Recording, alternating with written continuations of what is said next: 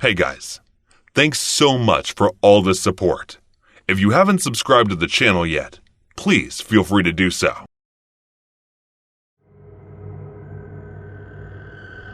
You know what Bitmoji stories are, right? They're AI stories created on Snapchat you make with your Bitmoji character. Subscribe to the Bitmoji Stories channel, and there you go, your daily Bitmoji stories, featuring you as the main lead. Every Snapchat user gets the same story as others. It's just that the characters that they are and the person they had last a conversation with or snap spree with. Okay, so here's my story. I got this secondhand phone from a repair shop after losing my previous one. I did not have enough money and my parents denied buying me a new phone after just a few months. So I took all my savings allowance and was only able to afford a secondhand device. It did not look half bad, the camera quality was also good, and so I immediately installed Snapchat on the device. I was obsessed with Snapchat even on my previous phone, and I've already subscribed to Bitmoji stories on my Snapchat. After upgrading the phone's outer cover by adding a few of the latest designs, it was finally ready for me to use. That day during the recess, when I opened my Snapchat and was scrolling through it, I opened the Bitmoji stories. And it was a bit weird that instead of my last interactive person, the story was in the fifth person. The story started with me focusing on my phone in the cafeteria and walking towards the staircase when I bumped into that girl, and she falls down the chair. As I was focused on watching the story, I bumped into someone. I looked over and noticed the same girl who was my fifth interaction on Snapchat, and she had fallen down the stairs after bumping into me. She did not look like she was seriously injured, but I still apologized. It felt a bit weird to me, but I thought, it must just be a coincidence. I went back to class and asked my friend Jenny to show me her Bitmoji stories, and to my surprise, it was completely different from mine. After that, I checked a few more people's Bitmoji stories, but everyone had the same one, except for me. I could not understand what was going on, so I waited for the next story. The next story that I got was normal as everyone else's. So I thought it really must be a coincidence, and I was just thinking way too much about it. Afterwards, I forgot about that incident and continued to live my life normally. But one day when I checked the stories, it was with a person who was at the bottom of my interaction list. The stories showed me walking home with a grocery bag in my hand and stopping near the red light when he sees me and for some reason starts rushing towards me when he gets into an accident with a biker. I was in my home at the time, and to avoid this incident from happening, I sneaked out of my home and went to the park where I met Emily and started chatting. In the middle of my conversation with Emily, I completely forgot about the story, and when my mom called me and asked me to bring some stuff from the supermarket, I agreed. As I was walking home after buying the stuff mom asked for, I saw David walking in the opposite direction as me, near the traffic light. I noticed the light turning red and him noticing me. It immediately reminded me of the story, so I started waving him to go away. But in response, he rushed towards me, and at that same time, a biker who was about to run past the red light hit him. I, including other people present, rushed towards him, and as he was bleeding badly, David was rushed to the emergency room immediately, and I contacted his sister to inform her about this incident. That was when my phone's notification bell rang. I opened it, and it took me directly to Bitmoji stories from earlier. There was another page update which had me waving hands towards him. This incident freaked me out completely, and I could not understand what was going on and what was wrong with Snapchat. I decided to not open these stories anymore, no matter what. So I did not open the next update. David was discharged after 2 days, and he had a few bruises here and there, and a wound near his shoulders. But there was not any serious or life-threatening injuries. But I still apologized to him for that, and in response he told me that it was not my fault and that I should stop blaming myself. The next day as I was going to school, I accidentally stepped onto something and immediately realized that it was a snake. For some reason it did not bite me, and I was so freaked out that I didn't know what came over me, but I picked up the snake and threw it aside. A man was sitting over there and the snake got curled up on his leg and bit him. I panicked and hid. The people around him rushed him to the hospital. But I could not stop thinking that it was all because of Bitmoji stories. I opened it only to see my story in which I'm walking and then stepping on a snake's tail. In the next few slides, it had it all, from me throwing the snake to it biting the man. and then me hiding afterwards. It scared me as hell, so I tried uninstalling Snapchat from my device, but for some reason it kept failing and did not uninstall. Instead of going to school, I rushed towards the repair shop and asked him to take the phone back. Surprisingly, they took it back without any questions and returned my money, after deducting the 20% from me using it till now, of course. I decided to never use any secondhand device and to ask my parents to buy me a new one every time. As I was exiting the shop, I noticed a girl walking in with a broken phone in her hands. I hope she doesn't buy the secondhand phone. I don't know why, but this random thought crossed my mind as I saw her.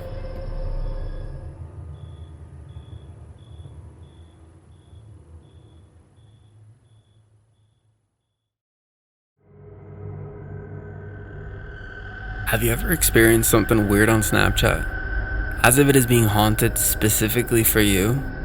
Like filters acting up or some strange text being sent, and then the next second, there's no sign of it. No?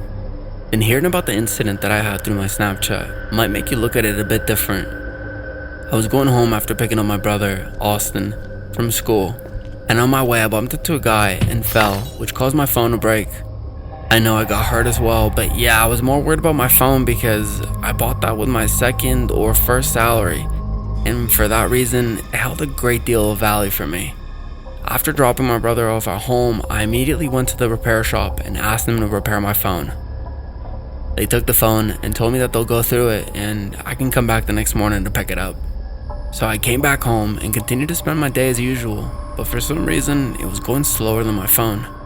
The next morning, after getting ready and having my breakfast, I waited for the clock to hit 10, just so that I can run to the store and pick up my phone, and I did just that. When I got there, they told me that some internal parts were damaged and they needed a replacement, which they did not have with them, so it would take a few more days for my phone to get completely fixed. They offered me a secondhand phone to use for the time being, which I took because my life without a phone was not going well. After taking that replacement phone and hoping for my phone to get fixed sooner, I headed towards the classes. I guess I forgot to mention that I'm a part-time tutor at a cram school and teach basic Spanish to younger students here. As I reached the cram school, I gave my entire focus to teaching, and as I was done with classes, I headed over to my brother's school to pick him up, as always. "Sis, can your phone get fixed?" he asked as we were walking towards home. "No, why are you asking?" I replied with a question. "Which device were you using earlier?" Instead of answering, he asked me another question. "It was just a replacement phone. Why in the world are you asking me these questions, mommy?" I said mockingly while laughing. Everyone in my class is doing this trend with this new Snapchat filter, so I was hoping I could do it with your phone. As he said that, I looked at him while smiling and said, "I don't know if this one is Snapchat, but you can check it out after finishing your homework, young man." He smiled to his ears after hearing this and nodded. The rest of the way home, he was cheerful, and unlike other days, he did not even tease me once. After reaching home, he quickly had lunch, and then we went to his room to focus on his homework. About 1.5 hours later, he came over to my room for me to check his homework, and in response to that, I gave him the phone. He told me that the phone did not have Snapchat, and he needed to install it, which I permitted him to do so. I went to the kitchen to prepare dinner while he was playing with my phone. My forgetful mind, I forgot to tell you this, well, I live alone with my brother, practically. I'm the one who's raising him after our parents' death, so every single burden comes over to my shoulder, whether it is to provide living, education, or something else. After the dinner was ready, I called Austin to eat. He came downstairs after a while and said while handing me the phone, "Don't delete Snapchat, sis. My friends always come up with new trends, so I might need it again." After saying that, he started focusing on dinner. One thing about Austin that I loved was that he never complained about my cooking, no matter what, and always finished his food silently. After Austin went to sleep, I went to my room to sleep as well. Put the phone down on my side table and fell asleep. When I was sleeping, I heard multiple snap sounds in my sleep, so I opened my eyes only to see that there was absolutely nothing around. Thinking that it might be my imagination, I turned my head to the side and saw my phone screen light blinking. I grabbed it to check and got frightened by my snap and a haunted filter while I was sleeping. I threw the phone to the side, and after a few seconds, I went ahead to check again, and there was nothing there. No snap, nothing. I turned the phone off because I was scared and tried sleeping again. I could not sleep until 4 in the morning, and as soon as I fell asleep, My alarm clock started ringing. I opened my eyes to see that it was 7 a.m. Surprisingly, the phone was off, and when I picked it up from the bed, Snapchat was open. I hesitantly checked Snapchat and scrolled through it. In the process, saw an anonymous message which said, "Now it's your turn, doll." And there was a weird horned laughing emojis that I had never seen in my entire life, and they disappeared only a few minutes after. Thinking it to be some weird prank by Austin, I went directly into his room and woke him up. He got up while rubbing his eyes, and when I asked him about them, he looked at my confused expression while denying any prank. I could tell that he was not acting, and he did not know anything about it. So I let it go and asked him to get ready for school. After dropping him off at school, I came back and started making lunch for myself, which was when I heard a snap around again. I turned and saw the phone screen, which was lighting up again and blinking at the same time. I hesitantly picked it up and looked at the screen. It was a snap of me cooking with a weird blood filter over it. The screen light closed and then opened up again, and the snap was gone. Instead, the Snapchat selfie camera was open and my face was showing up in it. I panicked, closed the app, and tried uninstalling it again, but for some reason, it wasn't getting uninstalled.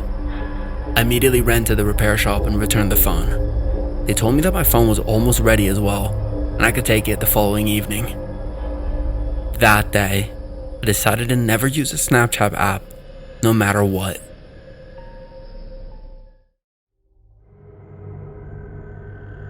Why should I leave the country? It was all Sarah's fault that your money was seized, so why must I be the scapegoat?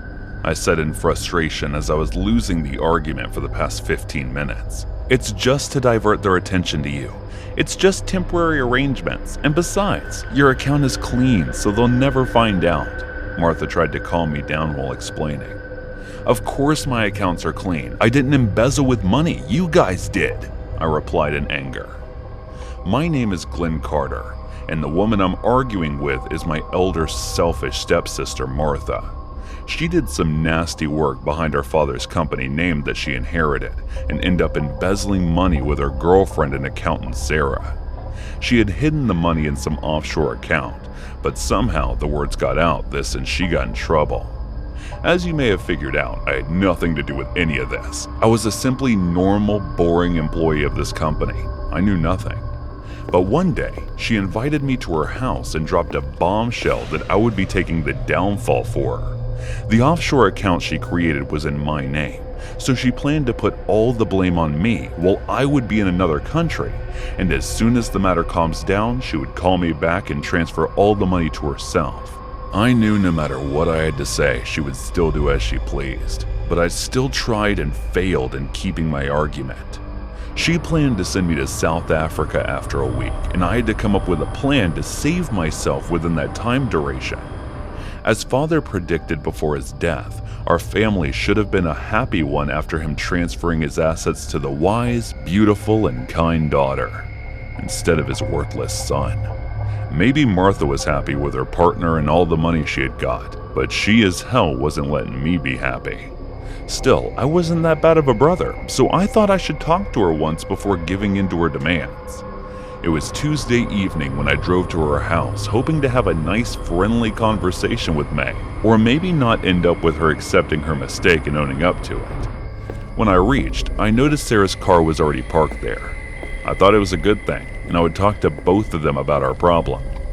As I was about to ring the doorbell, I heard a faint argument sound coming from inside the house, so I decided to go in from the back door. I still had the spare key that my father had given me when he was still alive, and this was his house after all. What is the proof that I had any hand in this? It was my sister's voice coming from her bedroom. I sneaked past it and hid while eavesdropping on their argument.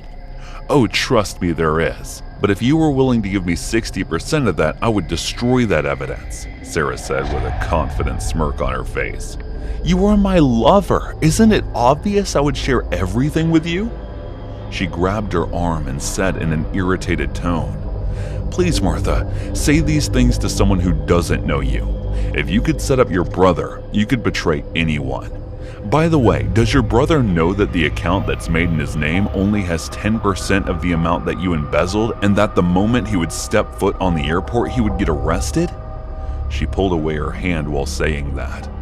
I couldn't believe my sister was ready to dump it all on me to save her skin.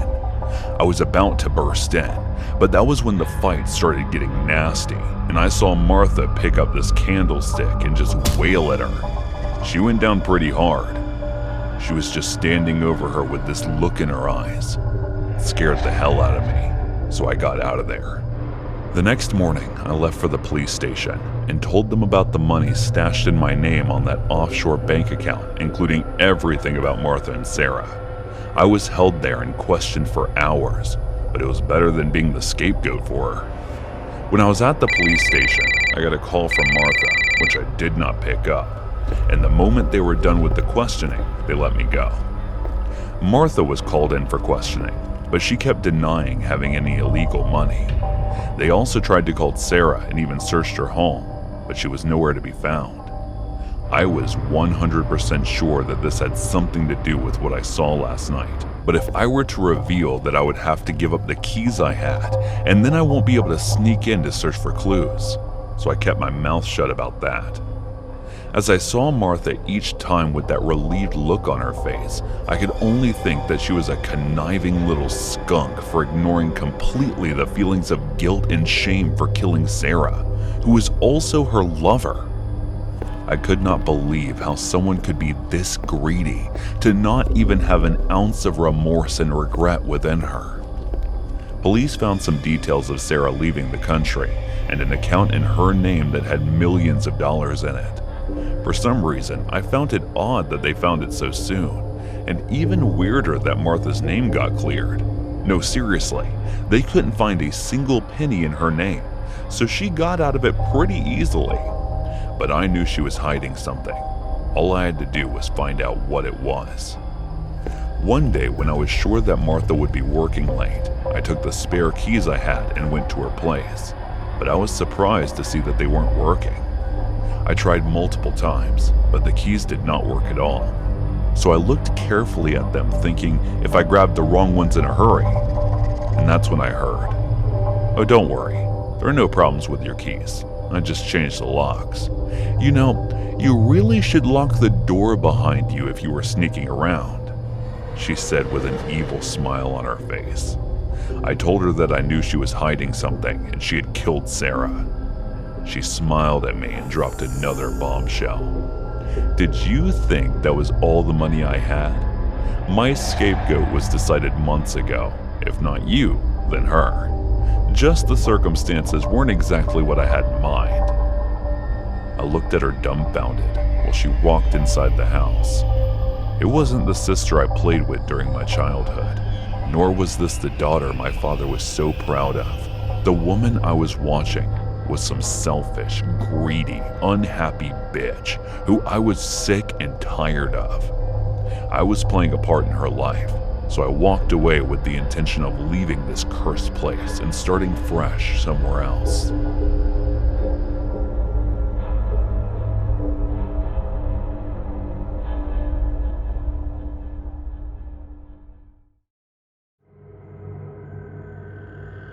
"911, what's your emergency?"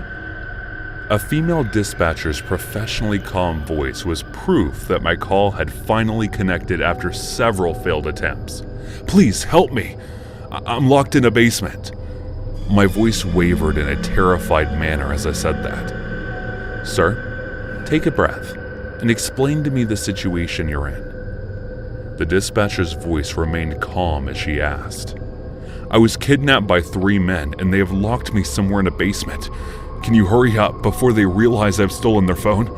I replied in between staggered panic breaths. "Listen to me. Stay calm. I already have the police coming at the detected location."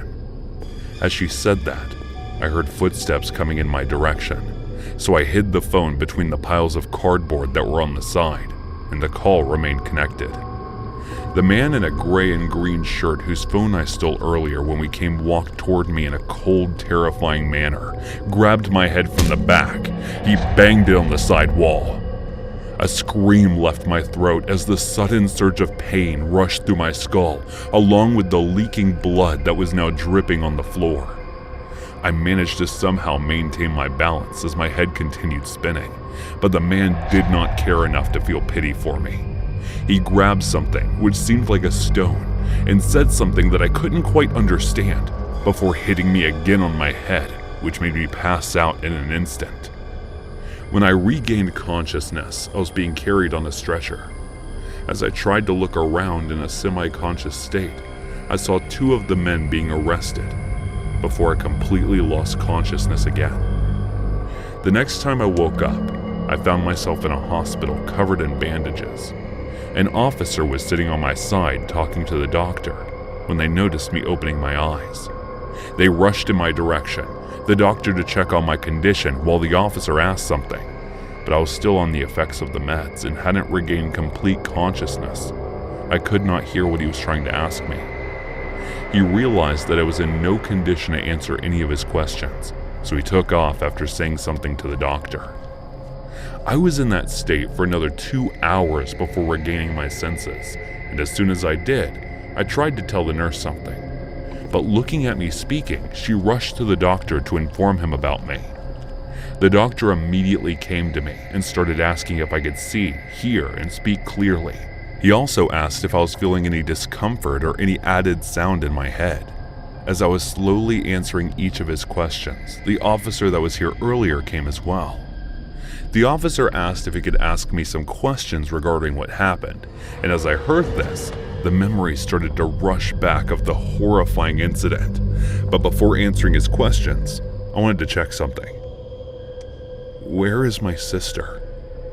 I asked with a stutter, which made the officer's face form a confused expression. "What do you mean your sister? There was no other victim besides you." As he told me, I started to feel my breathing become heavy in a state of panic. There was no way they couldn't find my 7-year-old sister, as she had been there with me locked in the basement crying when the man was hitting me. The doctors rushed as they noticed my condition getting worse and injected me with something, which made me sleepy. And before I passed out, I heard the doctor say to the officer, "Please refrain from asking serious questions, as his condition is not yet completely stable."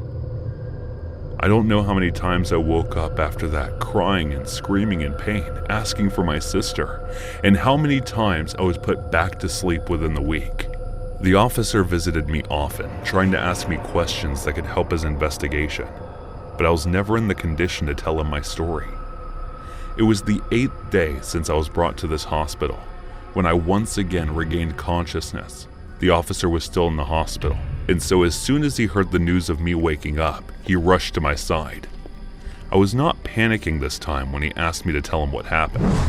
I started my story with the day that I and my little sister Casey were having our peaceful lunch, and our uncle, who was the only other brother of our deceased mom, dropped by our house with 2 tickets to the amusement park. His sudden unannounced presence after 5 years was quite alarming, so I refused to take the tickets and the money he was offering. "Mason, my son, I understand you have pride, but let little Casey enjoy sometimes. I know I'm too late, but I want to be there for you guys." He tried to convince us. I looked at Casey and her eyes seemed sparkling because due to her poor financial status, she had never once gone to an amusement park like all the other kids her age. I thought about what harm my little trip could cause, so I accepted the tickets and the money he offered with a thank you. He told us that he had some work to do, so he won't be able to join us. After finishing up my part-time work by the evening, I got Casey ready, and we headed to the amusement park. When we were waiting at the bus stop for the bus to arrive, a car stopped in front of us. The driver pulled down the mirror and asked if we wanted to hitchhike. I refused, but they told us that the bus might take a while since there had been an accident down the road, so it would be better for us to take the ride. I hesitantly agreed, and the 2 of us got in the back seat when they started the car. As they were driving, I noticed the route to be the opposite of where we were supposed to go, so I opened my mouth to ask them. But then, all of a sudden, a wet cloth was on my nose and I passed out. I woke up in a shabby-looking basement where Casey was sitting in a corner, hiding her face between her knees as she was trembling in fear. I don't know how long we were there, but they did not provide us with any food or water. It must be around the morning time when a man in a gray and green suit came to check on us. I lunged at him in an attempt to attack, and in doing so, I carefully sneaked his cell phone and slid it into the corner. He kicked me away from him, and then went back up. It was then that I called 911 and informed them about the kidnapping. But we neither found the man you just described nor your sister, the officer told me after hearing my story. It must be him who took my sister and escaped. Please, officer, find her. I have no one else in this world besides my sister. I was pleased while crying with hiccups. The officer assured me that they will do everything in their power to find my sister and the man. My uncle was also arrested for being the mastermind behind the kidnapping. When confronted with the evidence by the detectives, he admitted the truth that there was a huge amount of insurance money in my and Casey's name, which was deposited by my mother before she had died. He wanted to take the money by making it seem like we had died in an accident, but the kidnappers started to demand money before murdering us more than what they had originally discussed. The two arrested men confirmed his story to be true, and they were charged with kidnapping and attempted murder. The search for my missing sister and the man continued when one day, a call was received on the 911 dispatch center from the 300 block of southeast a construction site. A worker had found a 7-year-old girl in a terrible state who had told him to be an escapee from a kidnapping. A team was immediately dispatched, and the girl was identified as my sister Casey. She was immediately taken to the hospital where I was already admitted. I cried in relief for hours that my sister was finally found, but the whereabouts of the third man were still not discovered.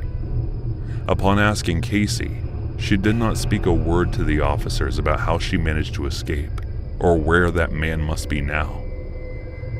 After getting discharged, the two of us went back to our house, and the same night when I was trying to sleep, Casey came into my room crying. As I was trying to calm her, she told me something that I had to hide for the rest of our lives. I killed him, brother. He tried to do something horrible to me, so I killed him.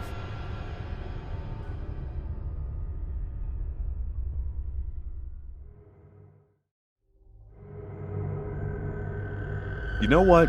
Hating Monday is one thing, but being terrified of it is another.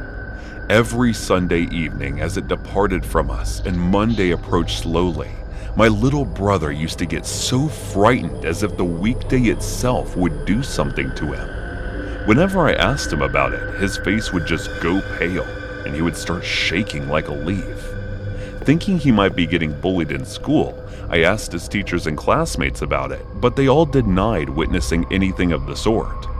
I thought maybe he is overreacting, and it must be because he doesn't want to go to school like everyone else. Until one day, when I finally understood why he was acting the way he did. My name is Bree Stevia. My parents kicked me out of their home 4 years ago when I turned 21. I would not go into detail about why they did that. Anyway, I somehow managed to survive, but my little brother Mason, who was 7 at the time, rebelled. A week after I got this new apartment in Cheap, I found my brother sleeping outside my apartment door and brought him in. I took him back after spending 2 days with him, but my parents refused to take him in, saying that before leaving, he injured our mom. I had no other choice but to take him with me. It was hard at first to take care of 2 of us, but eventually it got easier because Mason tried to help me in every way he could. Our parents did not stop giving him an allowance in school fees, so it was easier for me to take care of him even more. It was 6 months ago that the owner of the apartment asked me to move out of the apartment, and it was so last minute that looking for a nice budget-friendly apartment was harder. But it might be my luck that I came across an advertisement for an even bigger and more spacious apartment than this one within my budget, so I immediately applied for it. After completely moving into the new apartment, Mason seemed happy that he finally got his room, unlike the last one where the 2 of us had to share. That weekend, I threw a housewarming party for my friends from work, and Mason also invited a few of his buddies. The party was a success, everyone enjoyed it, and they all left after handing me presents. That night I was a bit drunk, so I went to sleep without cleaning up the mess, thinking I could do it early in the morning. But I was awake by Mason's scream that came from his room and ran there only to find him curled up on his bed, trembling in fear. Thinking he might be having a nightmare, I gave him some water to drink, but he did not budge, so I took him to my room to sleep. The next day I asked him about it, but he kept his silence and did not tell me what happened, so I also did not ask after that. I thought that nightmare was just a one-time thing, but I was wrong to assume that. For the next few weeks, the same thing kept repeating, and no matter how many times I asked him, he would just stand still with his pale face without saying a word. I started to feel worried about him, so I talked to Mom and Dad about him. After a few days, our parents visited us and asked Mason to come back, but he refused. As time passed, the screaming coming from his room stopped, and I thought his nightmares might have stopped. But I started to notice that he would seem scared every weekend. It was one Sunday after doing laundry.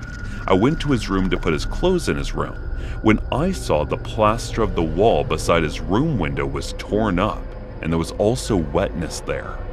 So I decided to repair it and call for help. "What are you guys doing? Get out of my room right now." The moment he walked into the room, he shouted. As a response, I stared at him in disbelief and couldn't help but notice his trembling body as if he was scared of something. "Come with me." I grabbed his hand and pulled him toward my room. As we got in my room, I locked it from inside and forcefully made him sit on the bed. I was through trying to understand the situation from the sidelines while my brother was suffering from I don't know what. "How would I be able to help you if you won't tell me what the problem is?" I held both of his hands and said while looking into his eyes. "You won't be able to help me," he muttered. "What did you just say?" I asked, but he remained silent. After several tries when he did not respond, I got frustrated. "That's it. I'm taking your room. You will be sleeping here from now on." As I said in anger, he grabbed my hands tighter. "No, please, don't." I could feel his voice shaking.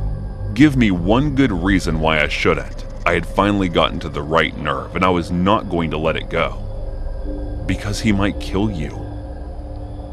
He hardly let those words out and was still shaking uncontrollably. I looked at him for a minute, unable to find a correct word to speak, and then finally I asked hesitantly, "Who?" "The boy in the wall. He hates adults." As he said this, I heard screaming coming from upstairs and ran there only to find the two workers passed out on the floor. The cracked wall was even wetter than before, which made me feel uneasy. When the workers regained consciousness, they could not recall what had happened to them and why they passed out. So I asked them to go for now and come back tomorrow to fix the wall. I couldn't get Mason's words out of my mind, which was freaking me out. That night, as I was tossing and turning in my bed, I suddenly thought of checking up on Mason. So I looked up at the wall clock. It was 1:30 a.m. After that, I walked to his room, and the moment I stepped in, I got horror-struck by what I saw. A boy completely wet and covered in mud, like something was crawling on the top of sleeping Mason. And the moment he saw me, he screamed so loudly, it felt like my ears would start to bleed any moment. Before I knew it, Mason came running to me, grabbed my hand, and we both ran to my room. He locked the door from the inside, and I was feeling like my heart would burst out of my chest any minute now.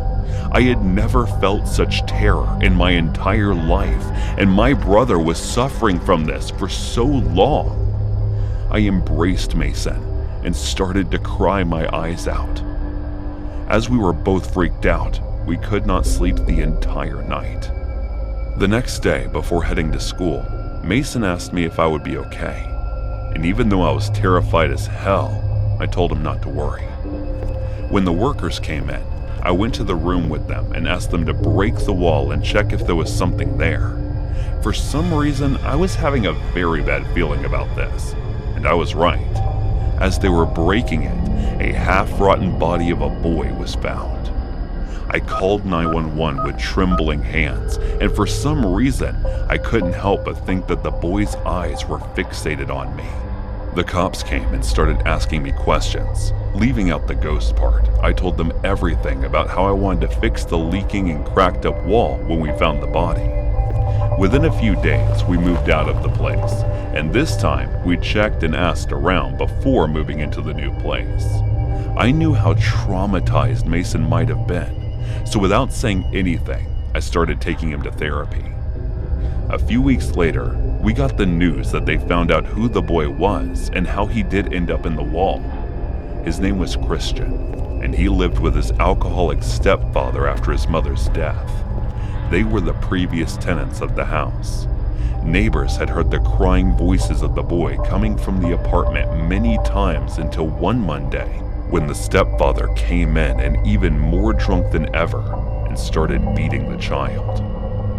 The voices stopped coming from the apartment after that night, and his stepfather also abandoned the place without even paying the due rent. "So you think he was the one who killed him?" Mason looked at me and asked. I couldn't answer, even though I figured he got this right, and continued driving him to the session that we both needed.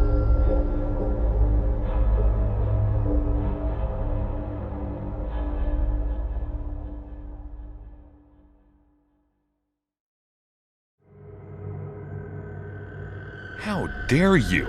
That's my 12-year-old daughter we are talking about. She was a gem, the kind of child every parent dreams of having, so I know what I'm talking about when I say that she would never run away from home. I shouted at these good-for-nothing cops who had been doing nothing but wasting time for the past 4 days since Anya went missing. "We are just asking that because there are no signs of kidnapping," one of them said. "My daughter went out of the house to meet her friend but never reached there. Do you think this is something other than kidnapping?" I said in a frustrated voice. "Why do you keep insisting that she did not run off? Are you the one who kidnapped and murdered her?" Another cocky-looking officer said, which made me pissed. "Are you implying a mother kidnapped her child whom she gave birth to?" I moved closer and said, "Let's be real, you're a single working mom with no one to rely on, and your daughter's the result of your rape. So it won't be a surprise if you decide to kill the offspring who bring back the memories of the monster who gave you a lifetime of trauma," he said with another big cocky smile, which made my blood boil.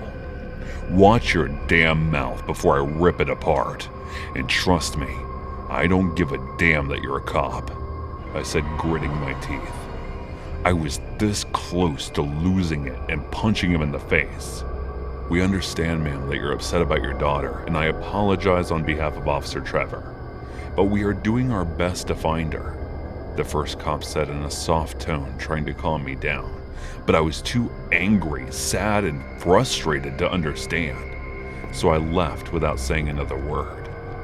What was even more frustrating and hurtful was that Cop Trevor was right. Anya was the constant reminder of the pain I had suffered, but I pitied her more than I ever resented her.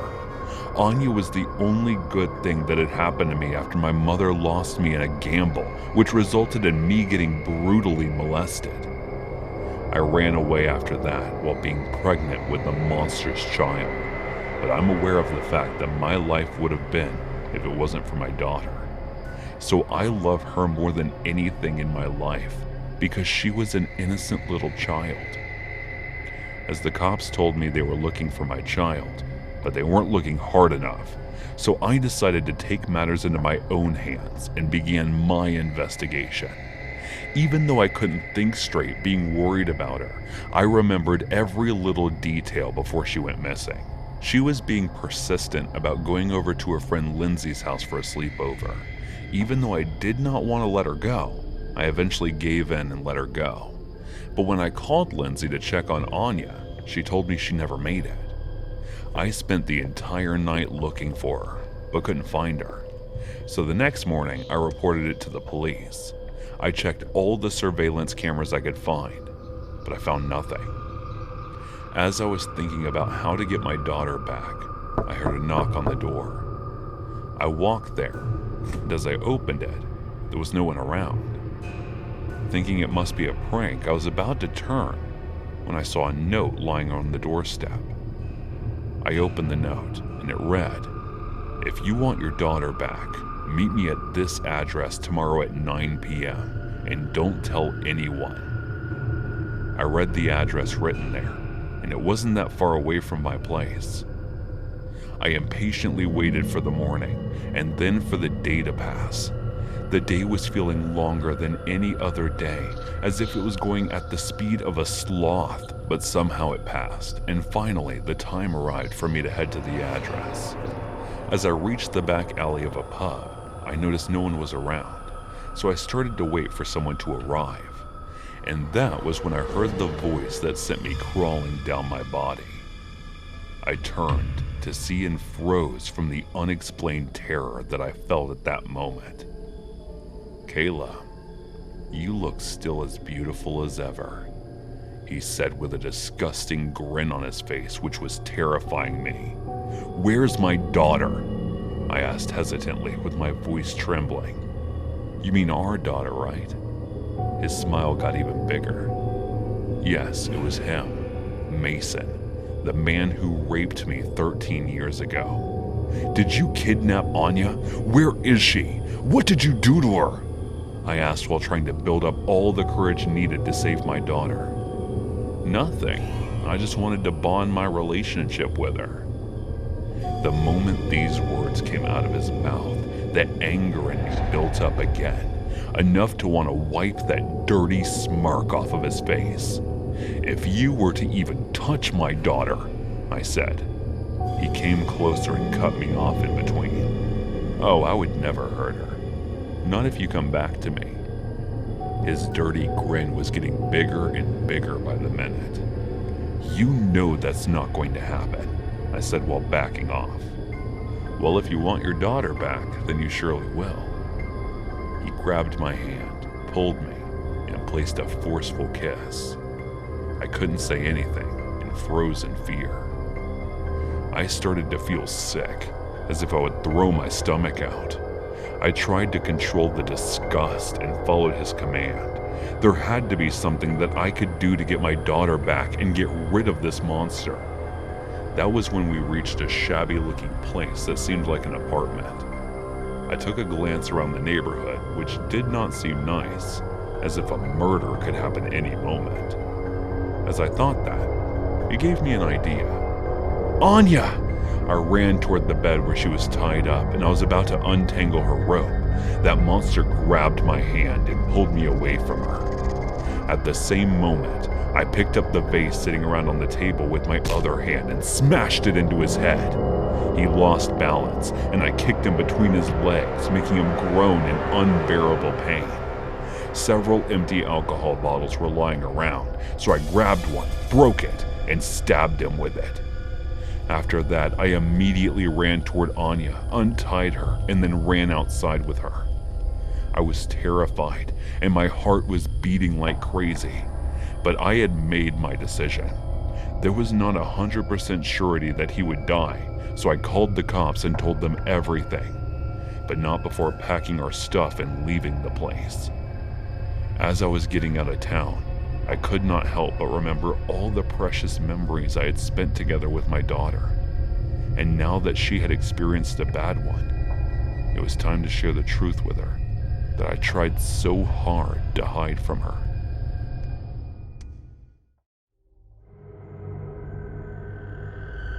I lived alone in the apartment that I owned. I already lost my job a few months ago, so there wasn't much for me to do. I used to go to a few job interviews 2 or 3 times a week, which I always failed for some reason, so there wasn't much to do. I would mostly sleep throughout the day and stay awake scrolling through my phone or playing RPG games on my PC. Yes, you guessed it right, I don't have a girlfriend. It's not like I don't want to make one. It's more like I don't find most girls attractive these days. They seem so fake to me. They're either after money or showing off, even in a relationship. and I want to be with a girl who is more down to earth. Anyway, that night, after playing games, I got up feeling hungry and went to the kitchen to see if I could find anything to eat. I opened up the fridge only to find it empty. There was absolutely nothing to eat in there. I looked around for a while, but when I could find nothing, I thought I should just go out and buy something. There was a Walmart outlet within 10 minutes of walking distance from my house, and it was open until 11:30 at night. So I checked the time, and it was only 10:45 p.m. There was still plenty of time for the store to close, so I headed outside the house on my way to Walmart. As I was walking there, I noticed it was unusually quiet that night. Even at this time around, there used to be plenty of people roaming the area. But tonight, for some strange reason, there was only this old lady that was walking in the opposite direction of me. This man who must be walking home from work, and a teenager talking angrily with somebody over the phone on my way to Walmart. As I mentioned earlier, it was only a 10-minute walk from my house. When I reached the Walmart outlet in time, there weren't many people present at the time. And I did not care either because all I wanted to do was buy some instant packs of food, beer, and cold drinks. So I kept my focus on picking these things out. As I was finished picking out my stuff that I needed, I noticed there was no one around the outlet. I roamed a bit to find any employee, but not even a single employee was in sight. I went to the counter for billing, but there wasn't anyone there either. So I thought about leaving the place after putting all the stuff back in its place. And when I was doing that, I noticed the lights of the outlet getting dimmer by the second, which was frightening. After putting all of them back, I quickly got up and started heading towards the exit when I noticed a shadowy figure moving in my direction. Frightened as I already was, I ran towards the exit only to find it locked. I started screaming because, hell, I was scared of my pants. I did not want to turn around to see if the shadowy figure was there or not, but I still did. And he was not there. So I tried to look around to find any sort of emergency exit, but as I was looking around, I saw the shadowy figure approaching me. I panicked and ran towards the hardware store and picked out any weapon looking like stuff that I could find. I hid behind a shelf and sneakily looked around, and when I was there, I felt a chill down my spine. So I slowly turned my head around to see the figure standing on top of my head. My throat formed a blood-curdling scream, and I passed out. I woke up soon after that, when I felt someone dragging me somewhere. I saw the shadowy figure who grabbed my legs and was pulling me deep inside the Walmart, where it was the darkest. I kept screaming, calling for people, but no one was around to help me get away from this monster. There wasn't a face on him to make, but I could see that eerie grin he was giving me, as if he was trying to tell me that there was no way he would let me go. I could feel my body parts getting numb one by one. My legs getting numb the moment I realized he was grabbing it, but still, I could feel his sharp long nails piercing into my skin. After that, I felt the lower half of my body getting numb. My hands and shoulders were next. Lastly, I felt my brain going fuzzy and my eyes getting blurry, and I guess I lost consciousness. When I opened my eyes, I was looking at the ceiling, so I jolted awake and looked around to get a hold of my surroundings. I was in my room, which I could still not believe, so I turned the lights on and went to the bathroom to wash my face. As I was done washing my face, I looked at myself in the bathroom mirror and kept staring at myself. I thought I could still feel those nightmarish visions that I had just experienced, which were more than a nightmare. But still, I could not believe it because of the sensation, the fear, feeling. Everything felt too real for a dream. I went out of the bathroom while taking a very long sigh of relief and walked over to the kitchen as I was feeling starving. First, I went ahead and took a glass of water to drink because my throat was unusually dry. When I finished drinking water, I opened the fridge just to see if I could find anything to eat. The moment I saw the empty fridge, the memory started to evoke that I've lived in my dream as if I was reliving the moment. That was when I felt a sharp pain in my legs. I started wishing it not to be true, but as I pulled up my pants to check, there were bloody scratch marks that were pierced inside the skin.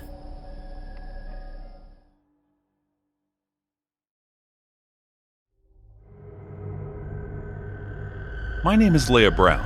I'm a 22-year-old college student majoring in accounts, and it's my third year. To support myself, I work part-time jobs, which I've been doing for the past 3 years.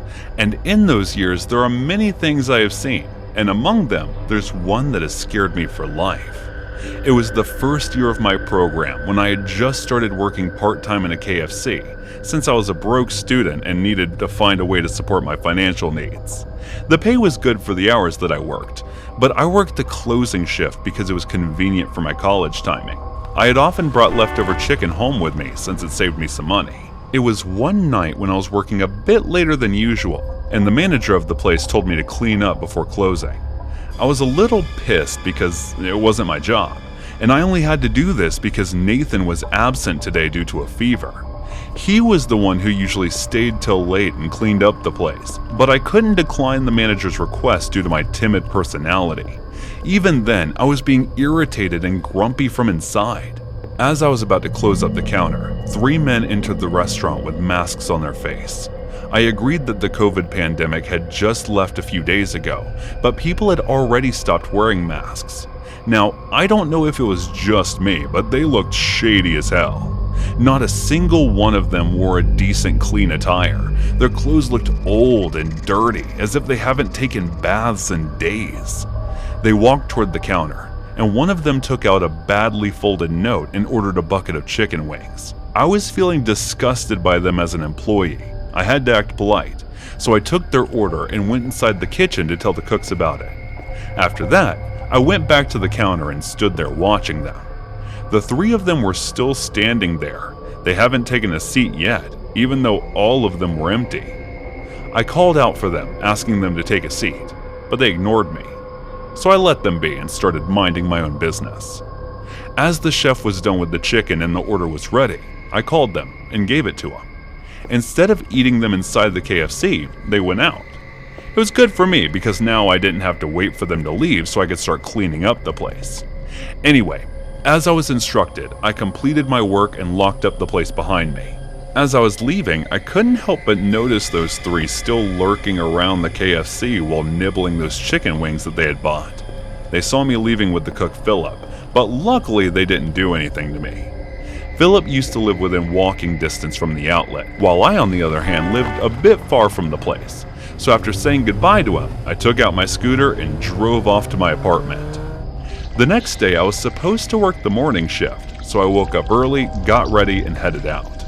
As I was driving to the outlet, I was having a terrible feeling down in my gut, as if something very wrong was about to happen. I tried shaking it off, but no matter what I thought to distract myself, it didn't help at all. That was when I reached the KFC outlet. The front door was unlocked, which made me alarmed, so I opened it and went in. Everything looked normal, but the atmosphere still felt a bit eerie. I walked a bit further and went to the kitchen, when I noticed the fryer was on. I took a sigh of relief, thinking that it must be Philip who had unlocked the door and may have started working. Philip, at least make a sound when you're around. People might get scared. Ah! I walked to the fryer while saying and screamed the moment I saw Philip's body parts being burned inside the fryer. I fell while continuously screaming. My heartbeat started to feel uneven as I couldn't handle the horrifying scene in front of me. So within minutes, I passed out. When I woke up, the manager was sitting in front of me, and his voice felt like it was coming from a distance. It took a few minutes for me to come to my senses, and as soon as I did, I noticed that we were still in the kitchen. The terrifying scene started to play in my mind, and I started screaming again. The manager tried to calm me down, and that was when I noticed that the police officers had surrounded the area, and they were carefully removing Philip's body parts from the fryer. A couple of officers came and started asking me questions about him. I told them every bit of detail from last night, including my suspicion on those 3 men that came in. They started to check the CCTV footage, and it was seen that Philip returned to the outlet after, I guess, he may have forgotten something and came back suddenly like that. A minute later, someone else entered KFC with an axe. I could recognize the 3 men from their weak physique, but this person wasn't one of them. Instead, it was someone with a giant-looking body and scars on his face. His one eye looked like it was a fake. The man was seen leaving the outlet around 4 a.m. As he was walking out, he stopped in the middle, looked toward the camera, and gave a nasty, evil grin, along with showing his middle finger toward it. I was completely freaked out by the guy. He was a complete psychopath. The police started searching for the man, and the posters with his face were also shown on every news channel. It turned out those 3 men were homeless junkies who had luckily found the curled up money that day. That was also the reason they were standing outside as we were leaving the place, because they had nowhere else to go. When they say not to judge a book by its cover, they're right about that. I had to learn it the hard way, as I didn't only judge 1 book by its cover, but 3 on top of that. I left the job almost immediately after that incident. I just couldn't bring myself to enter the outlet any longer. It's been 3 years now. The culprit still hasn't been found yet, and I'm still traumatized by that incident. The nightmares in which Philip's body is being fried in the KFC kitchen, they still haunt me to this day. And after that, I will always be extra care of my surroundings. You never know who could snap and just end up killing you.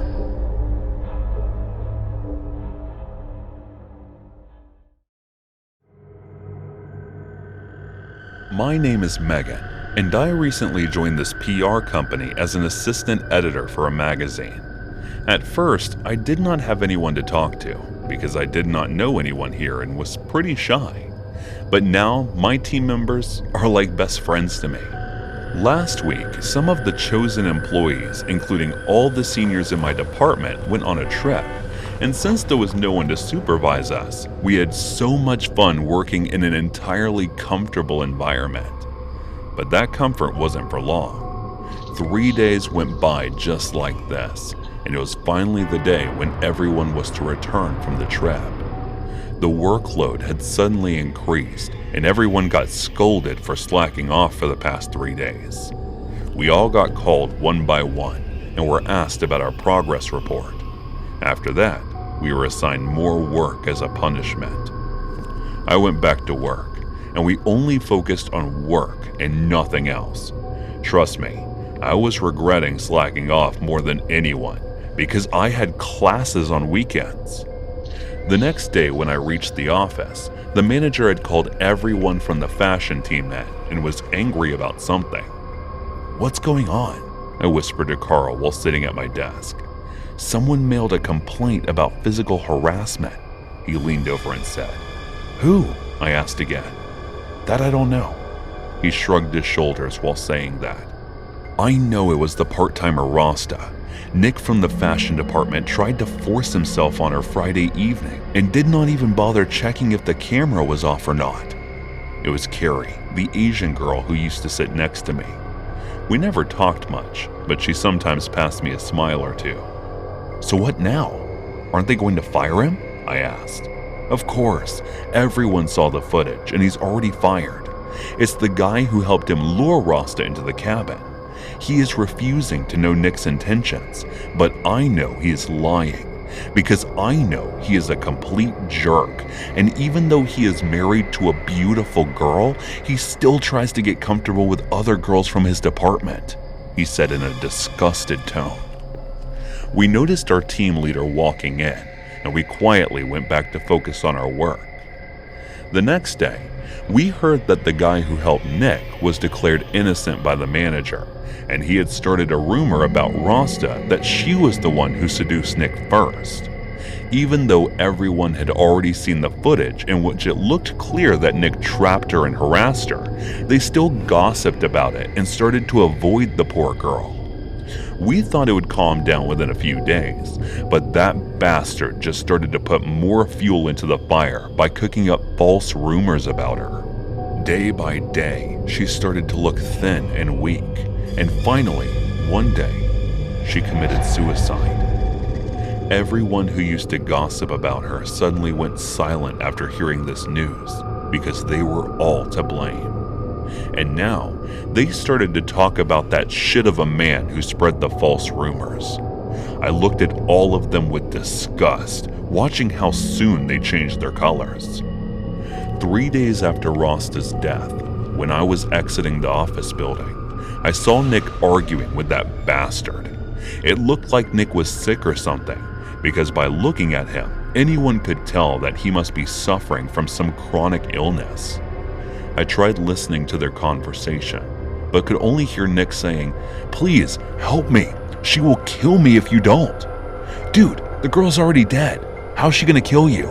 he replied, and went ahead after pushing Nick, which made him fall. I guess he must be feeling guilty because Rasta died because of him. I did not want to feel sympathy toward him, so I went my way. The next day, I heard the news that Nick was found dead in his apartment, and when they found him, his body was in a very bad state. It was curled up and frozen. When I reached the office, the first face I saw was that bastard Pedro. His face looked pale. I guess Nick's death may have something to do with this. The same day as I was exiting the company, I noticed him standing frozen and staring midair. It felt weird to me, so I thought of going ahead to ask if he was okay, but that was when I felt a hand over my shoulder. "Don't bother. It's all karma that's getting back to these shitheads. Why don't we go and have some coffee?" It was Carrie. I looked at her and realized what she said was true. And why should I feel sorry for them when they are the ones causing all of this?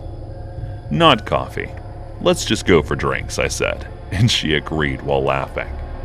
The next day at work, when I went to the bathroom, I noticed it was locked from the inside. I tried opening it, but no matter how hard I tried or banged on the door, it did not open, nor did someone respond from inside. I dejectedly went to the bathroom on the first floor where that annoying shit used to work. But when I got there, I did not notice him anywhere. After coming back from the bathroom, I started working again. And after several minutes, we heard someone scream from the direction of the bathroom. We went running there and saw Carrie standing at the gate, and the gate was finally opened. Carrie looked panicked, and she was pointing inside the bathroom.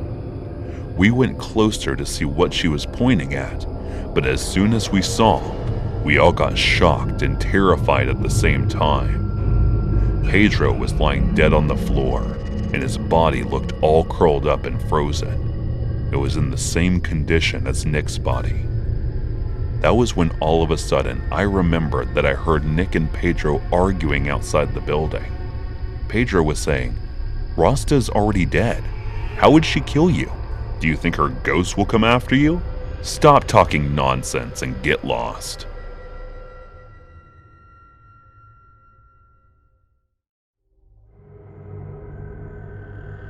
The man from the internet cafe. The incident I'm about to tell you happened about 10 years ago when I was a teenager around the age of 15 to 16 years old. At that time, there was a craze of Facebook, and kids my age were all about it. It was weird if someone did not have a Facebook account at the time, and I was one of those who did not have one. My family was not that rich, so my parents couldn't afford a separate phone for me. Even affording to send us to school was heavy on them. My house had a landline and one phone with an internet connection that was used by my father. We were only allowed to touch the phone if we were to talk to someone in his presence. I guess you get the idea of how much poorer our family was. Anyway, most of the kids in our school had a device, and almost everyone in the school was on social media. So whenever there was a talk about Facebook or something being trendy over that, I felt so out of place, like I did not belong there.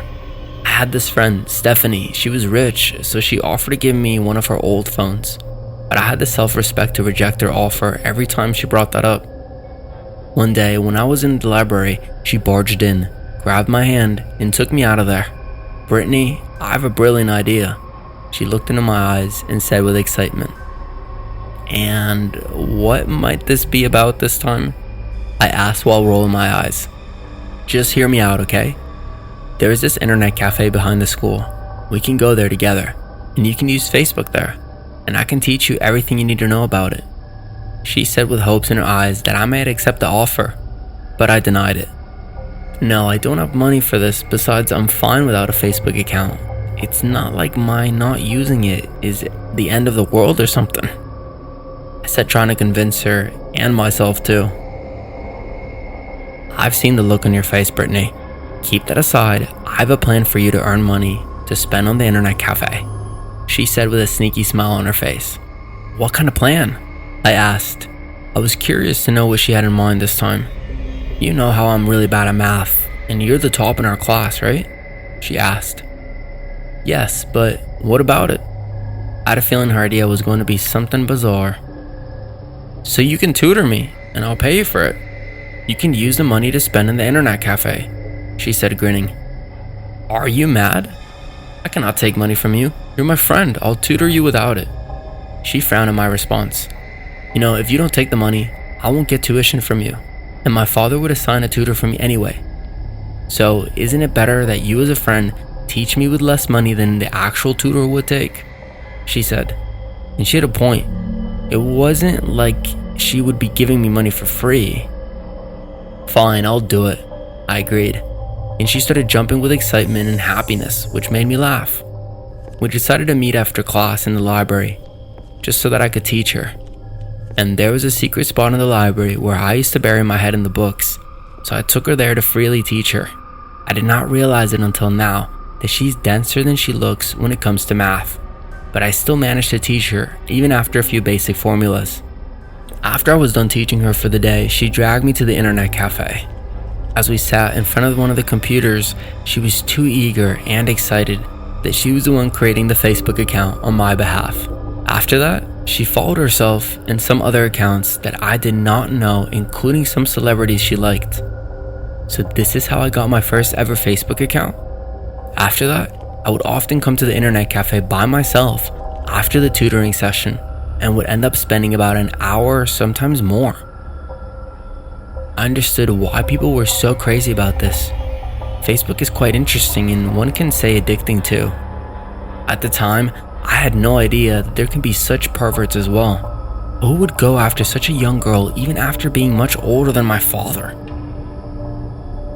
During my visits to the internet cafe, I started to notice a man who would sit across my seat, and sometimes I would notice him staring at me.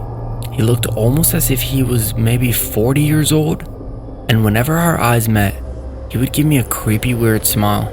I thought about telling this to Stephanie, so one day after I was done tutoring her, I asked her if it was weird that an old geezer kept staring at me. For some reason, her expression changed, as if she was scared after remembering some traumatizing memory. She started shaking and asked me to tell her if something like that ever happened again. I did not want to dig up any painful scars, so I did not ask anything else and left for the internet cafe.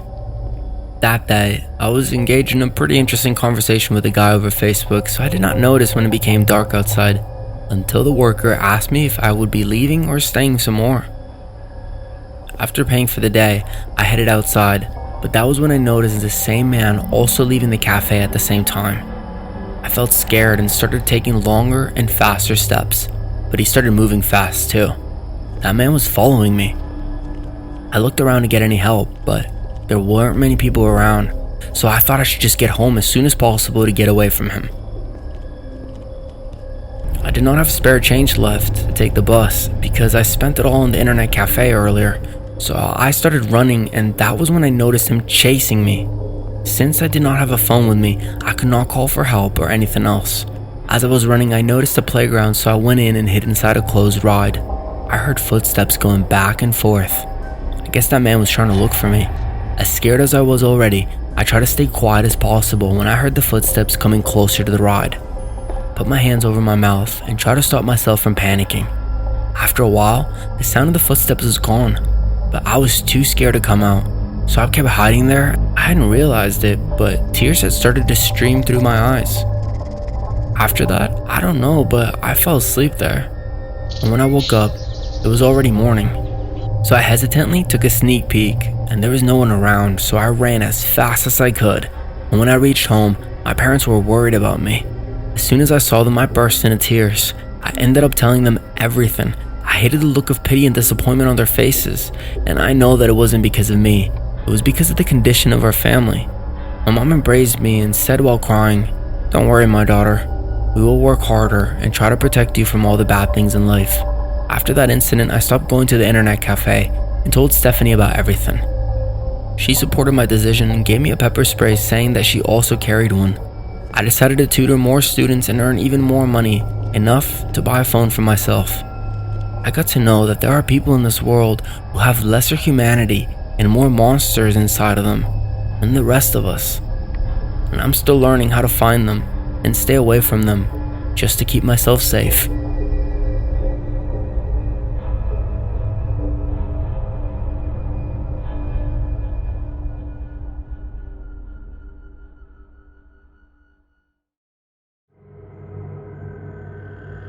Believe me or not, but coming from a family who has a long history of being exorcist, I have got a strange ability. It allows me to see the ghosts who have possessed someone or are trying to do so. But what is even stranger is that this weird cursed ability only works on Mondays. I know, most of you think that people like us are scammers or something because of real scammers who taint our reputation, but not all exorcists are scamming others. My name is Gina Blair, and I'm a 16-year-old girl who has exorcist blood earning. Someone with an ability like me is born once in 3 decades, and whenever they are born, either they die at birth or survive only a few years. That was the reason I was so precious to my family. It might occur to you that since I had training since birth and have such ability, I might be a strong and brave girl who is always ready to fight an exorcism. But I'm not. I'm just as cowardly as others if they were to face a ghost like me, because every time I see one, I'm terrified to the extent of passing out. That is the reason I made my parents enroll me in school just like the rest of normal students, and it was my first day there. Just like others, I was to stay in a dorm, but my father sent my Aunt Dana, who was also my age, along with me. Unfortunately for me, my bad luck followed me to school, and the first day of my school life was Monday. The moment I stepped foot on the campus, I bumped into a guy, but I got this weird vibe, but I was sure that there was no ghost on him. It was so weird that I kept staring at him for a few moments. "Isn't it too early to have a crush on someone?" Aunt Jenna said while laughing as I watched him walk away. "I'm not having a crush, Jenna. It's just, there is something weird about that guy. I just can't put my finger on it," I said, which made Aunt Jenna stare at him too. "Is there a ghost in action?" she asked. "No, I don't think so," I replied. After watching the boy disappear from our sight, we went to the class. Being paranoid on this day was a given, and whomever I looked at, I kept thinking about what I might see the next minute. My entire day went in paranoia and nervousness, so to sum it all up, I could not focus on any of my classes. "Hi, you must be the new girl. I'm Susan, and I'm a year senior to you." A cheerful-looking girl came to me while introducing herself. "Oh, hi, I'm Jenna, and this is my niece Gina." Since I wasn't much of a talker, Aunt Jenna went ahead and engaged in the conversation with her. As she was talking to Susan, I noticed the same guy from this morning staring in our direction. The moment my eyes met his, he turned around and walked away. The next few days were quiet. I did my best to fit in and get along with the other students, while Aunt Jenna had no problem making friends, which made me a bit jealous of her, but I overcame that emotion. Susan started to hang out with my aunt and me, which made me open up to her little by little as well. "Hey Gina, have you guys seen Susan anywhere? I can't seem to find it since yesterday." It was Susan's best friend, and that is when I recalled that I haven't seen her either after Friday's lunch break. "No, we haven't," Aunt replied. The same day, as we were walking from the lab to the classroom, I saw the same guy, and for a brief moment, I thought I saw Susan's spirit lurking over his shoulder and then disappeared. I thought of telling Aunt, but thinking I might be imagining things, I didn't. That very evening in the dorm, when Aunt Jenna had gone out with some other girls, I saw another ghost of an unfamiliar girl. She seemed harmless, but it looked like she was searching for something. The only ghosts I was able to see were those who were either trying to possess someone or they already had. Just then, I received a phone call from Aunt Jenna, and as I answered her, it sounded like she was whispering. "Gina, is Stacy in the dorm?" "No, didn't she go with you guys?" I replied in confusion. "Yes, but we can't seem to find her, and I think I'm in trouble because someone had been following me." After telling me this, She shared her live location and disconnected the call. I know she must be hoping that I inform the cops, but even I don't know why I decided to go there on my own. As I was getting close to the place, I could not help but feel this weird, familiar feeling, and that is when I saw the same guy I bumped into on my first day on campus. That unpleasant feeling kept getting stronger and stronger, so I sneaked around to see what he was up to. He entered an abandoned building, and I followed him in. That is when I saw Aunt Jenna and Stacy tied near a pole. Stacy's stomach was cut open, and she was bleeding while Aunt seemed fine and unconscious. My eyes lingered on the ceiling, and I was shocked to see multiple ghosts, including Susan's, lingering atop the guy who was looking at the two girls with a monstrous smile. You know what? Ghosts are frightening. They are terrifying. But what's even more terrifying than them are the people like this guy who has not an ounce of humanity in them. The reason I was extremely terrified for my life at this moment was that whenever I faced a ghost, I knew they were already dead and they won't be able to kill me. But as I was watching this guy take his sweet time tearing Susan limb from limb, I knew that my ability, my exorcist powers, were useless because there was no way anyone could remove the monster from this man. I dialed 911 with trembling hands and informed them about the situation. Luckily for me, the guy was so busy enjoying his brutality, he did not seem to notice me.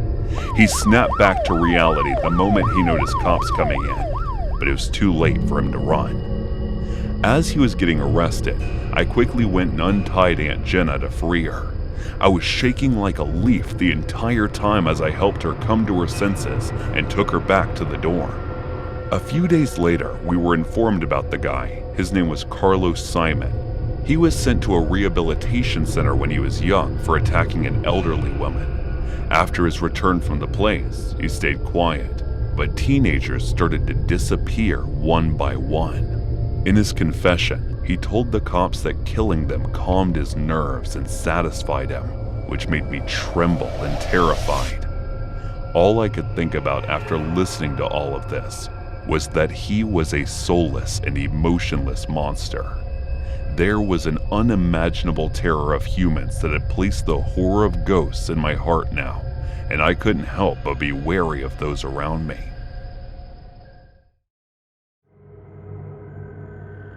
This happened almost 8 years ago. The year was 2016, and I was living in an old neighborhood of East Virginia. The population was lesser than in any other neighborhood, but it was quite peaceful to live in. I never had any complaint while in that place, but then except for the fact that buildings were easily getting abandoned. It's a bit vague in my memory now, but after reading so many posts on this thread on Reddit, I thought of sharing my story as well. And at the time, there's nothing that I recall that made me ecstatic, except for the weird hobby I had picked up from the past few days of watching the new boy in the neighborhood who was seemingly interesting as he rarely wore any shirt. He was always on his front lawn when I did my yoga and watched him do some exercises of his own. Since I lived alone at the house, no one could interrupt my session of watching him. Let's just call him Carl. It was not like I was lusting over him or something. It was just that I felt a weirdly calming effect as I watched him do his things like a play on the television. I had a few traumatic experiences in the past resulting in my insomnia, and that night was just like any other night when I woke up at midnight even after taking my pills. Since I was unable to fall asleep, I went outside and started to walk. The air breeze felt cool and nice on the skin, so I decided to sit out here until I feel sleepy. I took a chair and placed it outside. I was kind of zoning out sitting on my lawn in the middle of the night when I saw a different guy walking out of my neighbor's house. He supposedly lived in the same house as the guy I watched, but it was my first time seeing him. At that very moment, he noticed me looking at him and gave me a creepy smile. I immediately stood up and rushed inside the house. Despite the neighborhood's possible dangers, I had never felt scared as I did tonight. For some reason, I always knew I would be safe, as the neighbors were always ready to stand up for others in those situations. I had a keen sense of danger and knew to avoid certain people ever since I was a child. Guess that's why I must be feeling this way. I somehow managed to fall asleep after taking some more sleeping pills. The next day, when I was doing my yoga, I saw the guy from last night exercising along with the guy whom I usually watched, Carl. The moment he saw me, his lips formed the same creepy smile that sent shivers down my spine, so I decided to end my yoga session earlier than usual and headed back into the house. Thinking that this morning was such a waste, I started getting ready for work. That night around 8, when I was coming back from work, I was walking on the path that I took daily. It was because from a certain point, I had to walk to my house if I wanted to save more money, as the cabs charged double for dropping to the house. That was when I felt someone following me. I turned around to see it was him. The same guy last night, walking at a distance from me while constantly looking at me. "Wanna have some fun?" he said with the same weird creepy smile on his face. The moment he saw me noticing him, that scared me to the core, but I tried to act tough and continued to walk where I was going. "Come on, where are you going? I know you want to." He started walking forward as he said that, and I was hit with this nasty stench like bad body odor. I shrugged him off and walked away. He practically ran in front of me, and the way he glared at me seemed like he was about to pounce on me like a dog diagnosed with rabies. The part that crept into me was the way he was smiling without a single expression on his face, like some human-sized scary doll forced to smile. He looked rabid and frantic, even with the smile on his face, and it was only the tip of the iceberg. The real horror was yet to be seen. I tried to walk past him, but he grabbed my hand and pulled me toward him. As I mentioned earlier, I had a keen sense of danger, which was telling me, no, stop, that this situation is not something one could get out of easily. He forcefully grabbed my face and made me look into his eyes. I threatened him, trying to act brave, that if someone sees him, he will go to prison, but he didn't care. He then grabbed a handful of my hair and started dragging me toward the grocery building that was abandoned almost a year ago. No matter how many times or how loud I screamed, unable to control the pain that I was feeling from getting my hands pulled, it didn't matter to him. He continued dragging me, saying how I'll have fun and throwing out things like he was good at pleasing girls. I honestly thought I went in there, I was going to disappear forever, like being on the back of a milk carton. Hell, I was sure I was going to die tonight. That was when I saw Carl walking presumably back from his work. He saw the situation and ran toward us. At first, I thought he would help his friend instead of me, but when I saw him punch the guy, and then he said he would kill him like an insect and no one would even know about it if he did not let go of me. His tone when he spoke lingered like icy daggers against him. The guy glared back at him for a few minutes, before letting go of my hair and walking away. I somehow managed to get up by myself and control myself so hard not to cry. At this point, I was shaking so badly that he helped me get back to my house. Even though I tried my best to act tough in front of him, I broke down once I reached my house. I didn't see the other guy after that day, but I still moved on to another town with fewer dangers than that one. To this day, I think about that freak who decided to terrorize me when he found me alone in the middle of the night near the abandoned grocery store. That handsome Carl would always be someone to whom I'm thankful still to this day for saving my life from his psychopathic friend.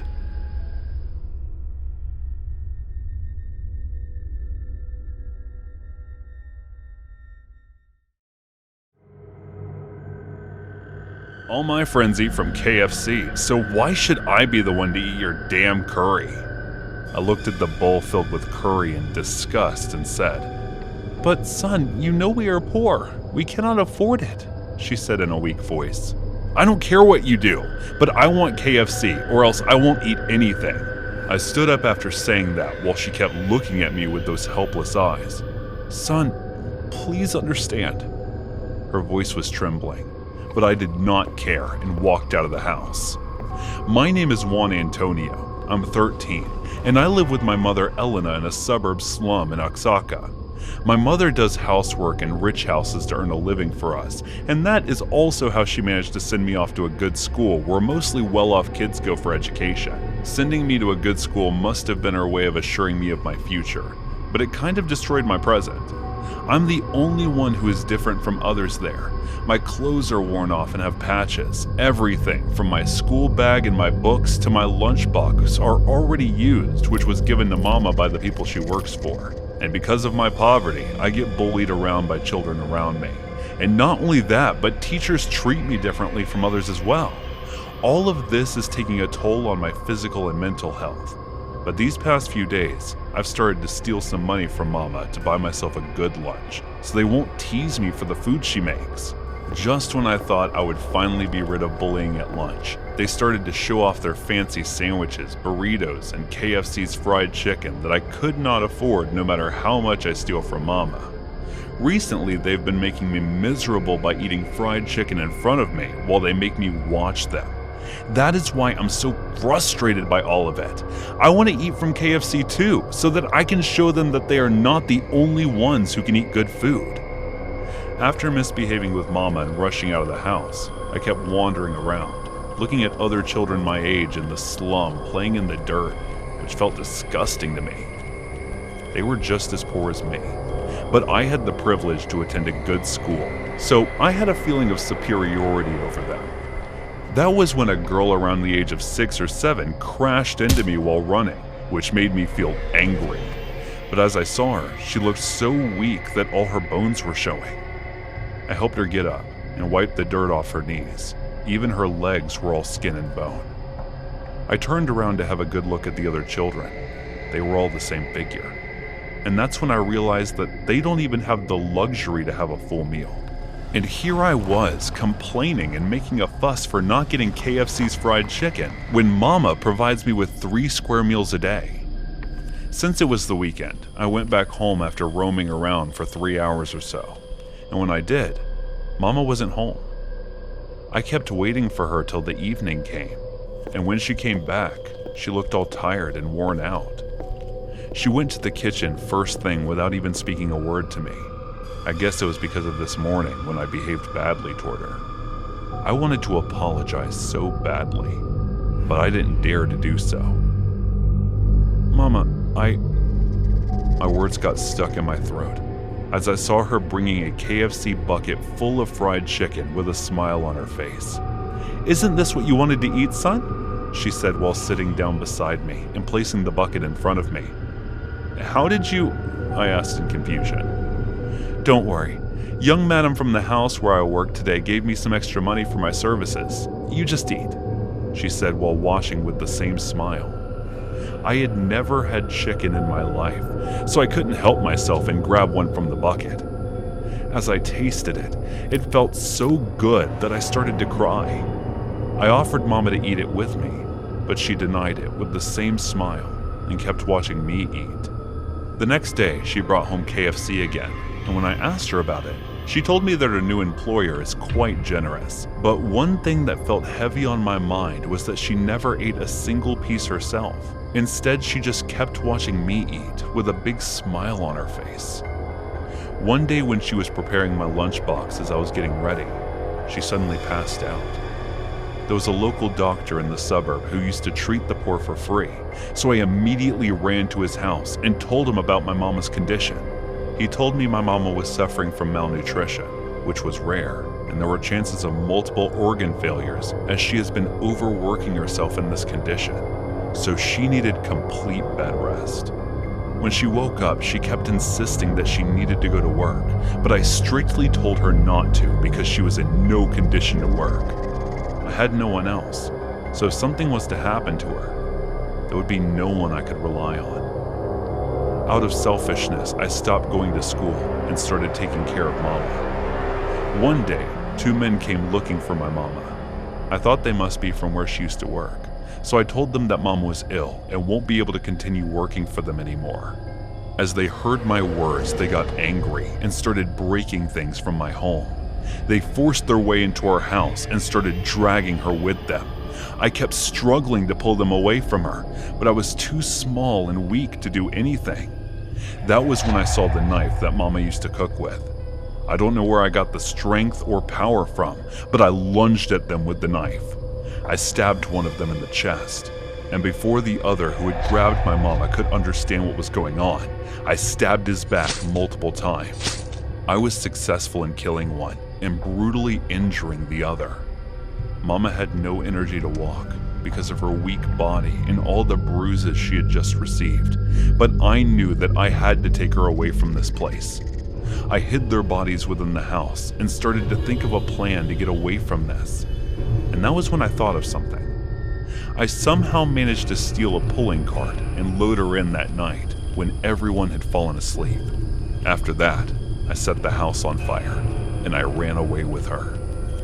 As I was pushing the cart while panting, Mama looked at me, crying, and said, "I'm so sorry, my son, that you had to be born to a poor woman like me, who couldn't even afford chicken for you.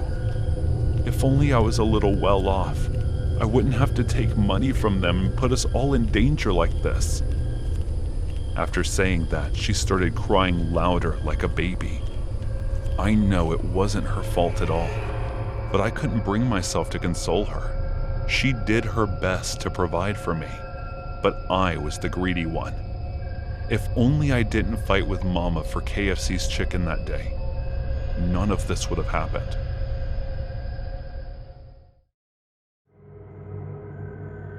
So, what do you want to do next? I looked at Sarah's face and asked. "Look, there's a fortune teller. Why don't we see what the future holds for us?" she asked with excitement. "My name is Tom Minsk, and the girl I'm with is my girlfriend. It's been a month since we started dating, and this is our second date since then. I know it's not much, but she says she's always busy with her work and stuff, and we hardly have time to go on a date. Today, she was the one who asked me out first and took me here to an amusement park of all places. It doesn't matter if I didn't enjoy it a bit. All that counts is that she was having fun. Sure, why not?" I shrugged my shoulders and followed her to where the fortune teller's tent was. We walked into this dark and mysterious environment, which had an entirely different aura of its own.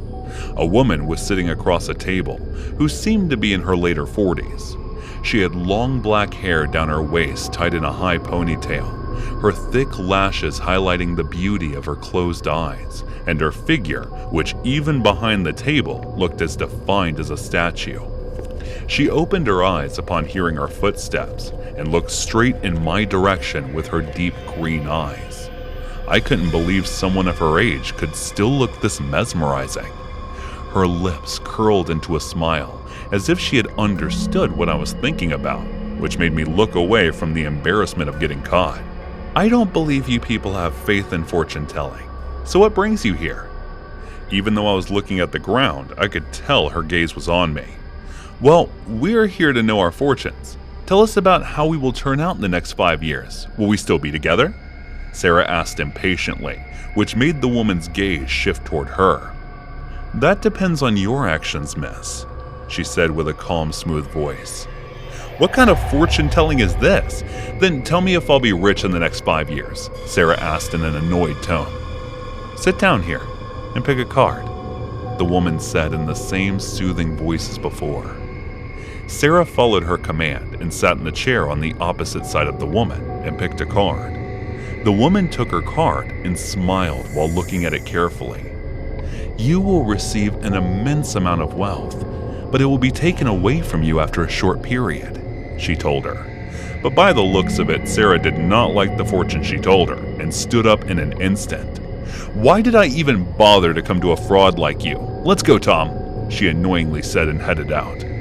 "That will be $50, the woman said, with the same constant smile on her face that had been since we came here.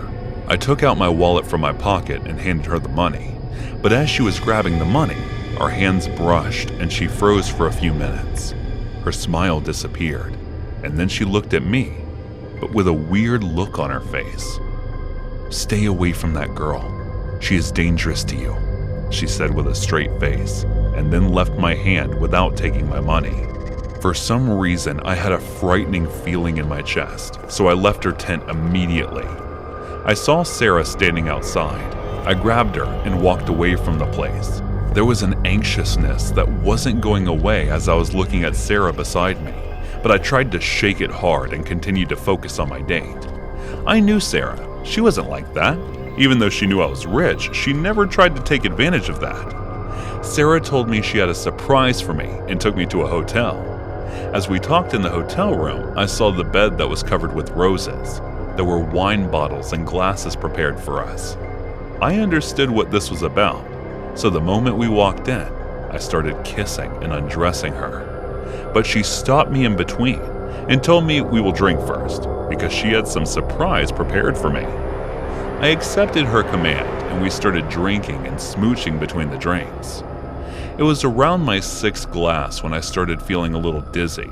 My legs and hands started to feel numb, as if something had drained my energy all of a sudden. I looked at her as she looked at me with seducing eyes and said something that I couldn't understand. My hands moved on their own as I started doing what she asked me. It was like I was watching myself doing something against my will. I transferred a huge amount of money into her account, and then she started to leave. That was when I gained control of myself again, so I grabbed her and shouted at her while asking to explain what she was doing. She grabbed the wine bottle and hit me on the head with it. I stumbled while looking at her dumbfounded. I don't know what came over me that I grabbed the next wine bottle in my hand and crashed it into her head. She started bleeding. As I saw the warm blood flowing and covering my hand, I took the broken shard of the bottle into her chest and stabbed her with it. Her eyes started to become closed, and her body felt lifeless as she fell. I started to realize what I had done and got scared.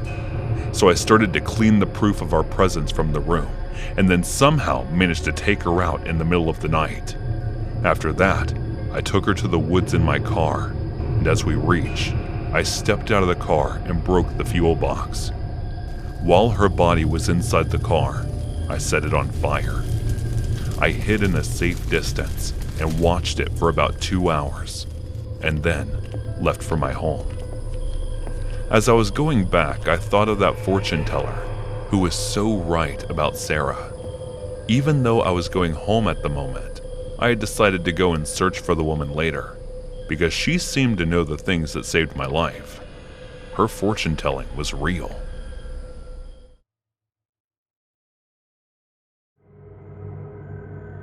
Have you heard about the Ghost of Monday? Ghost of Monday? What's that? I asked, while the others' faces went pale at Jamie's question. You're new in the school. That's why you don't know. Otherwise, everyone on the campus knows about this. It was Carla. There used to be a student who, no matter how hard she tried, was still on the bottom. As a result, she got bullied for that a lot. Eventually, she started to hate studying, and on a Monday evening, she jumped off the library building and committed suicide. Ever since that day, people have witnessed a girl jumping off that building on the same day and time, so it would be wise of you to stay away from the library building after 7 p.m. Jamie continued her story, which seemed like something she had made up, but I did not interrupt and listened silently. My name is Sierra Solis, and I have recently transferred to this school in Manhattan. I was staying in the dorm with other students, where I made friends with Carla and Jamie, who were my room partners. The school building and the library building were 300 meters distance from the dorm, so as I was a book nerd, it seemed pretty convenient to me. And today, as I asked Carla and Jamie to come to the library with me, they started to scare me off by making up some fake horror story. So all I need to do is avoid the library building on Mondays, right? I said with a light tone, and they nodded in response. I went back to my table and started studying in the dorm while the two of them started chatting about boys and stuff. I was always the kind of student who would rather bury my head in books than gossip among friends, and it wasn't like I was antisocial or something. I was social when I needed to. It was just that I enjoyed reading more than anything.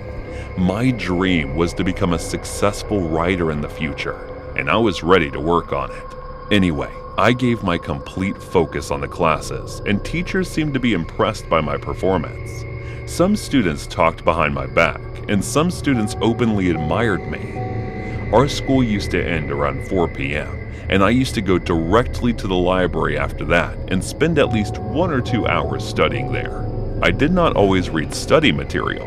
Many times I would indulge myself in reading novels written by some good and famous writers. "Hey Sierra, want to go karaoke after school?" Kara came to my classroom during lunch break and asked. "Sorry Kara, I'm reading this very interesting book, and if I don't find out the ending by today, I might die from curiosity," I said while scratching my neck. "You and your books. Fine, but no excuses for tomorrow or we will drag you with us." After saying that, she left, and the bell for the lunch break ended, and the next lecture rang. The last class was literature, and as always, I was completely focused on what the teacher was explaining. Some jealous students often bitched about me, saying that the reason I give my complete focus to the class was because I tried to seduce teachers into giving me good marks. Well, I did not care about their opinions, so none of them mattered to me. Anyway, as the class ended and the teacher handed out the assignments for the week to us, I headed to the library to read the novel I was so into these days. "Hello, Mr. Huber," I greeted the librarian as I entered. "Hi, Sierra. Here to study again?" he asked me with a nice smile. "No, Mr. Huber. I'm reading the book you suggested the other day. It's pretty interesting," I told her, and headed to the novel section. I grabbed the book, took a seat, and opened the page I had marked to continue reading.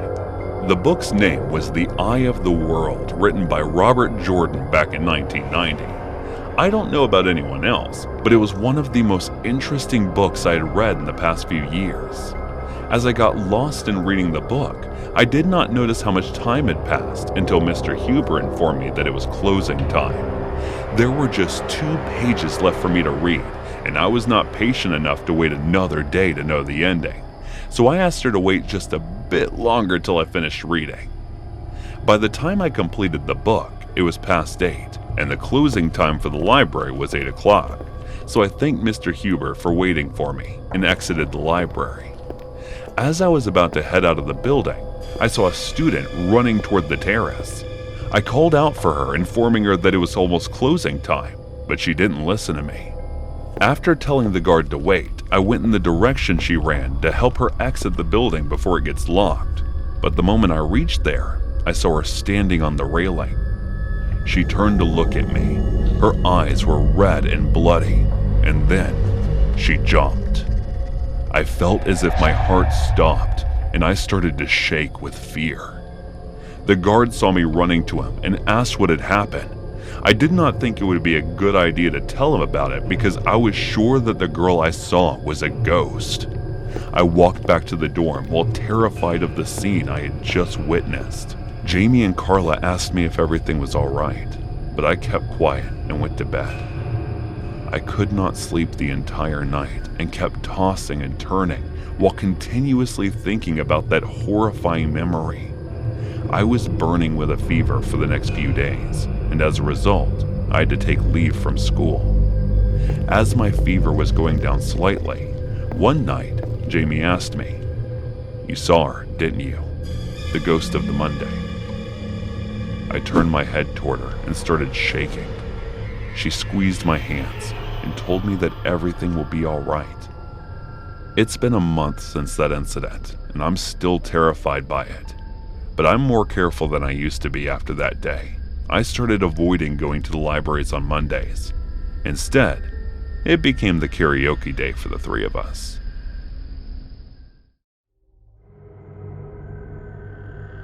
My name is Karen Kawasaki.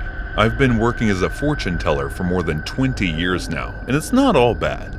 Sometimes people call me a fraud, and sometimes people get so used to it that they become my regular customers.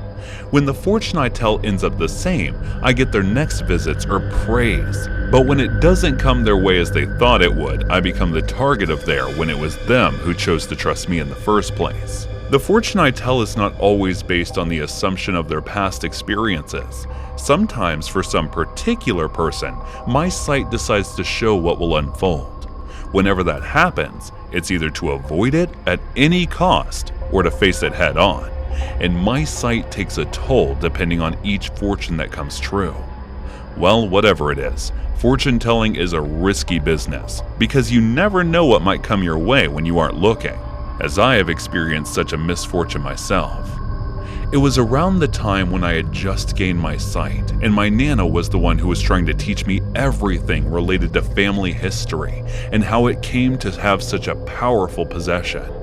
My sight has passed down from generation to generation, and my Nana was the last one before me to have it. I was given my sight from her, and before that, I did not know anything as it was concealed from me since birth. I know what you guys must be thinking. What a bunch of baloney. People don't possess powers in real life, right? You're right. People don't possess magical powers, and at least not the kind you have seen in fantasy movies or read in books. No, this is not some power I possess. This is a gift, or some might call it a curse, that has been bestowed upon people like priests, shamans, or fortune tellers. It is to differentiate or face the things that aren't supposed to be here, such as wandering spirits, ghosts, or evil humans. Trust me, coming from the person who had lived a normal life up to this point, believing such things are myths and fantasies, I was just as shocked as you guys when I saw my first vision. I didn't believe Nana. Even when she told me about the foresight that was supposed to show me glimpses of people's future was first given to her great-great-great-grandfather, or when she told me that the sight that was passed down to her from her grandfather was now passed down from her to me. I thought the old hag had finally gone senile. Yes, I know a very disrespectful tone toward my elder, and hell yes, I love her to the moon and back, etc. But sometimes that old woman just drove me crazy from all her nagging and stuff. But I never knew if her babbling this time might come out to be true. Anyway, back to what I was telling you guys. Nana was rambling about her story to me, and I was not focused at all when my boyfriend Carlene called me for movies. So in the middle of the story, I stood up saying I had something urgent to do and got out of the house. For some reason, this was the first time she did not nag me for going out at any time I saw fit. When I was watching the movie with him, my eyes suddenly started burning, so I excused myself to the bathroom to wash them. As I was walking to the bathroom, I bumped into someone, and as he was apologizing, I froze, because it was the first time I had glimpses of someone's future. In those visions, the car he was in met with an accident, and then it caught fire. Avoid cars for today. The words came out of my mouth without even realizing it. The man looked at me as if I was rambling nonsense and went his way. The burning sensation that I was having stopped. I rushed back to Carlene and told him that I have something urgent to do, so I would be leaving. He tried asking me what it was, but I did not say another word and just headed out. I was in a hurry to drive back to Nana and ask more questions, but the road was blocked by traffic. There were police cars and an ambulance coming this way, so I rolled down the window mirror and asked what was happening. "Ma'am, there was a car accident. The car had set into fire, so we don't know if the man's still alive or not, but they're trying to rescue him," the boy selling car accessories told me. I was shocked as I heard this, because it couldn't be a coincidence that I saw the same vision. I somehow managed to turn the car around and took a different route, and when I reached home, Nana was already waiting for me. She smiled at my distressed face and took me inside. After I calmed down, she started to tell me everything, from when she got her first vision to now. She told me that such misfortune was rarer than fortune, but when it comes, we ought to avoid it at any cost. After talking with her for hours, I fell asleep around 2 a.m. The next morning when I woke up, I went first into Nana's room, but no matter how hard I tried to wake her up, she did not open her eyes. There was a note beside me, which said after passing down the sight to my successor, I would always meet the same fate as her after he or she receives her first vision. After the ceremony, I decided to sell the house and move to a different place. I started avoiding places with crowds and tend to cope in a room, but I couldn't for long since I needed money to survive. That was when I decided to become a fortune teller, so I prepared everything and started to tell the fortune of others. The vision only came once a month, but I often tell my fortune after listening to their past and deduct what might happen next according to their possible action. It's like a math problem. People mostly want to know if they would be wealthy enough in the next 5 years, if they'll find romance in life, if they'll have any enemies, etc.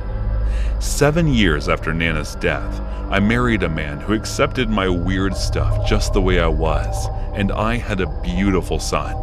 And within that time, I had my share of bad visions and good visions. Sometimes people heed my warnings, and sometimes they didn't. But that day, as I was telling a fortune to a man, I had a weird vision that I couldn't understand myself. The vision included the man sitting in front of me, a knife with a moon carving on it, a common kitchen knife, and someone else wearing a red shirt, whose face I couldn't see. The glimpses were so small that I did not know how to warn the person, so I just told him to stay aware of the people you meet today. The night as I reached home, the lights were off, so I thought Ben might be sleeping in his room. As I turned the light on, I saw the entire house was a mess. It looked like someone had broken in, so I called out for Ben, and he didn't respond. A bad feeling started to emerge in my gut, so I rushed inside when I saw bloody trails in the kitchen. Ben was lying on the floor. His white shirt had turned red from the blood, and the knife that had stuck in his heart had a silver carving on it. It was the first time I had 2 visions in a day, and this was not about the future. As Ben was fighting with the guy who had broken in, he grabbed the knife and stabbed it in his shoulder from the back. And then, as Ben stumbled, he again stabbed his heart. But he couldn't take out the knife, as it had stuck there, so he ran away scared. I fell down on the floor crying, because despite seeing others' future, I couldn't see or prevent mine. As I was crying loudly, Samuel walked down the stairs. But before he could see his father in this condition, I rushed to him and took him back upstairs. After tucking him in, I called 911 and reported the incident to him.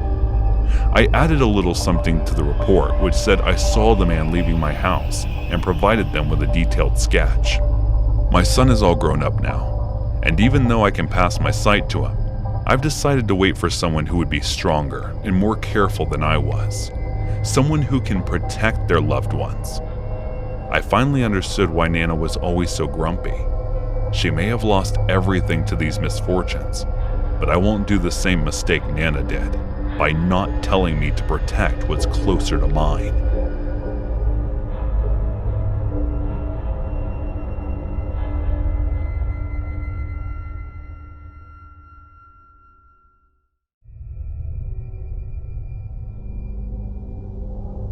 On the morning of Tuesday, September 20th of 1988, 19-year-old Tara Calico left her home in Belen, New Mexico to begin her daily bike ride along the New Mexico State Road.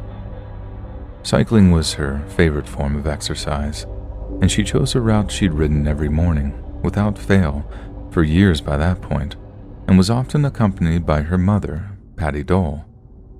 However, in recent weeks, Patty had ceased to join her daughter in her daily rides after one particularly frightening incident in which she believed the pair had been stalked by an angry motorist.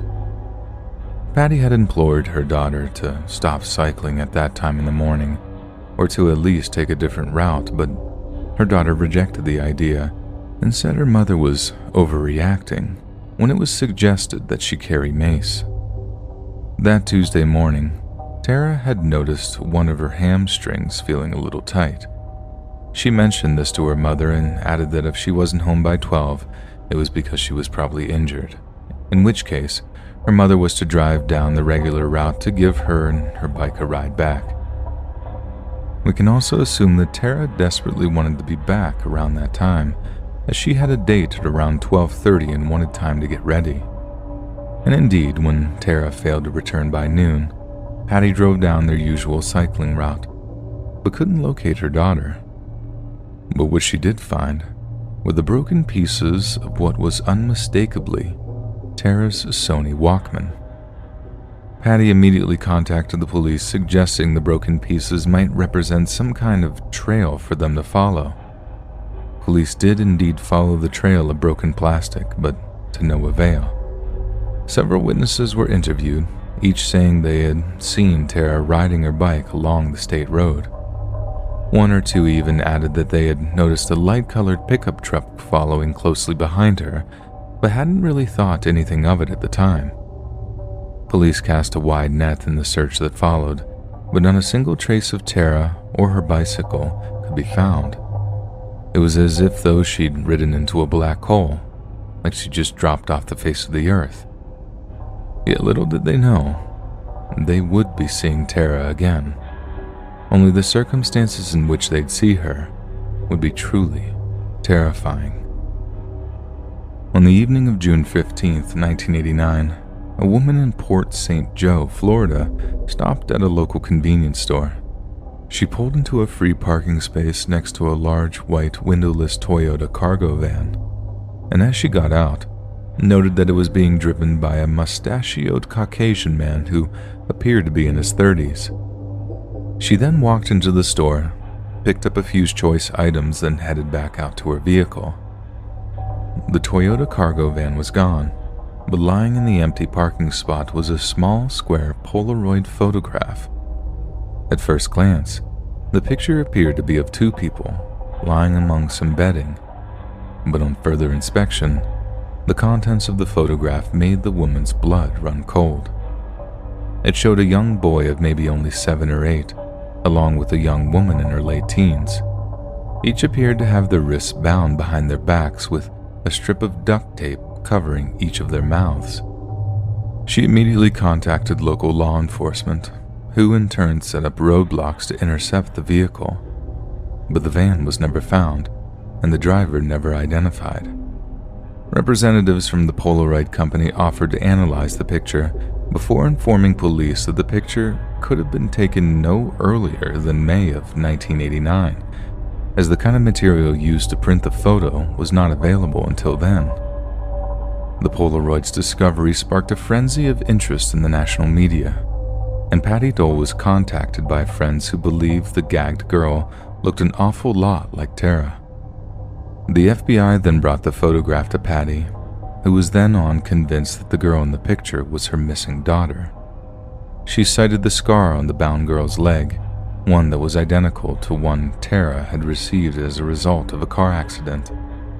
Patty also noticed that a paperback copy of V.C. Andrews' novel My Sweet Adrena can be seen lying next to the girl, a book that just so happened to be Tara's all-time favorite.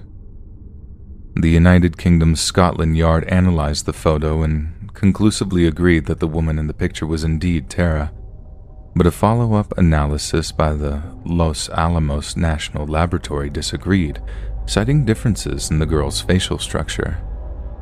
However, when the FBI conducted a third analysis of the photo, the results were inconclusive. They were 75% sure it was her, just enough to officially declare it, as it might muddy or misdirect any potential investigation. The other young person in the picture was thought to be young Michael Henley, also of New Mexico, who had disappeared just a few months before Tara had. Michael's mother said that she too was almost certain that it was her young son tied up in the Polaroid. Yet this is considered highly unlikely, as Michael's remains were discovered in June 1990 in the Zuni Mountains, less than 10 miles from the family's campsite he vanished from. Police believe that Michael simply wandered off and subsequently died of exposure, and if that were the case, there was no way the child in the van could be him. 2 other possible Polaroid photographs of Tara had surfaced in the years since her disappearance, the first being discovered near a construction site in the small town of Montecito, California. It is a blurry photo of a girl's face, with tape covering her mouth and light blue striped fabric behind her. Many have noted the blatant similarities between the fabric to that on the pillow in the Toyota van photo. It was taken on film that was not available until June 1989. The second Polaroid depicts a woman loosely bound in gauze. Her eyes are covered with yet more gauze and large black frame glasses, and she's standing with a male passenger beside her on an abandoned Amtrak train. the film used was not available until February 1990. Calico's mother believed the first was definitely Tara, with her sister saying that the two girls had a striking, uncalming resemblance. As for me, I will not rule them out, but keep in mind our family has had to identify many other photographs, and all but those three were ruled out. Many years went by without any arrests or developments in the case. Then, in 2008, rumors spread that two teenage boys had accidentally hit Calico with a truck, panicked, and subsequently killed her, covering up their misdeeds by disposing of her corpse somewhere it'd never be found. But this was dismissed as pure hearsay, and the police officer who made the comment was publicly chastised by Tara's stepfather for them. 5 more years went by, and we could be forgiven for thinking that Tara's case would remain a cold one. But in 2013, the FBI announced that they had set up a 6-person task force that was to be charged with reinvestigating Tara's abduction, citing the discovery of new evidence. Then in 2019, the FBI followed up their announcement by offering a reward of up to $20,000 for precise details leading to the identification or location of Tara Lee Calico, and information leading to the arrest and conviction of those responsible for her disappearance. So it seems the FBI are creeping ever closer to finding the person responsible for Tara's death or abduction, and that even if 30 years goes by, the powers that be will not simply allow people to go missing without doing something about it. But the question remains, was it really a freak car accident that killed Tara? One in which a terrified teen found he couldn't face the consequences? Or was Tara kidnapped by someone with much more nefarious intentions? Someone who wanted to show off his monstrous labors by displaying his quarry, bound and gagged, his playthings until he saw fit to dispose of them. But at the end of the day, we're only left to wonder in horror at Tara's fate at the hands of her captor, left only to pray that the same thing doesn't happen to us or any of our loved ones.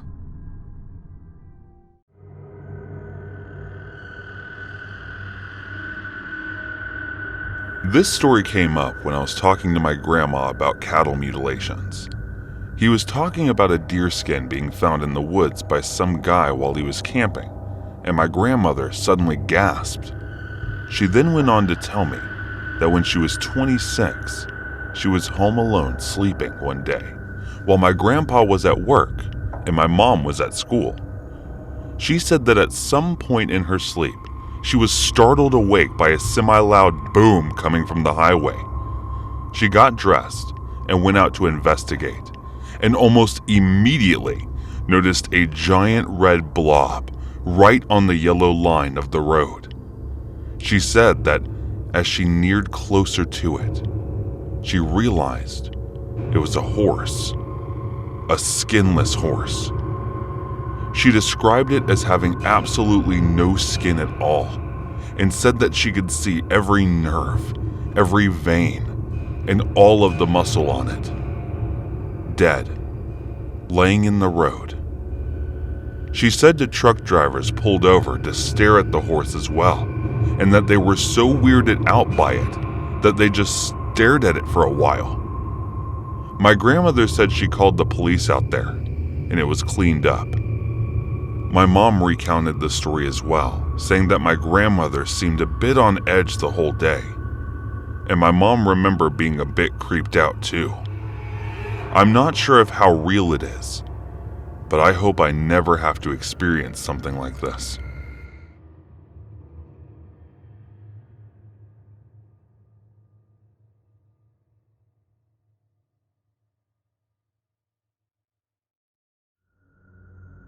On November 16th of 2004, 64-year-old that Mitra Simjanos had disappeared after visiting a meat market in her hometown of Kashava, North Macedonia.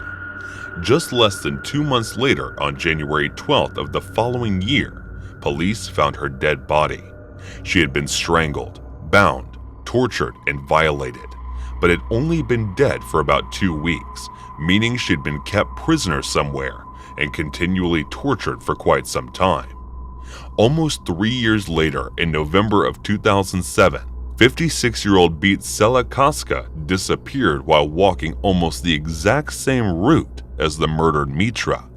She too was found early the following year, having received very similar treatment to Mitra. Then, May of 2008, 65-year-old Zivaza Tamil Kaska received a call saying that her son had been hospitalized. She disappeared on her way to the hospital, and it was later revealed that her son was in picture-perfect health. Her body was found a few days later. Unlike the previous two victims, she had been bound with telephone cords before being tortured, violated, and strangled. Macedonia police were reportedly mystified by the murders, and there was a complete lack of cooperative forensic evidence at the scene, meaning the killer had no previous convictions, and the only connections between the three women was that they were all employed as cleaners for a collection of different temp agencies. Aside from that, there was no motive, no evidence, and no way of knowing who the killer might be. It most certainly made for an interesting case, and as word spread among the people of Kishevel that they had potential killer in their midst, panic began to set in. The murders had also gained the interest of a 56-year-old journalist named Vlado Tanaski, a veteran reporter who spent his career at two of Macedonia's most prestigious newspapers, and Milana began his own private investigation into the murders, detailing his work in a series of articles that were published in the likes of Nova Macedonia and New Trinsk Vink. The Macedonia public were gripped by the articles, and for a while, it seemed as if Vlado might actually uncover the identity of the man they called the Kidshare Vault Monster. To them, Blanco was a hero, with the articles turning him into a national sensation and reviving what had been a floundering career.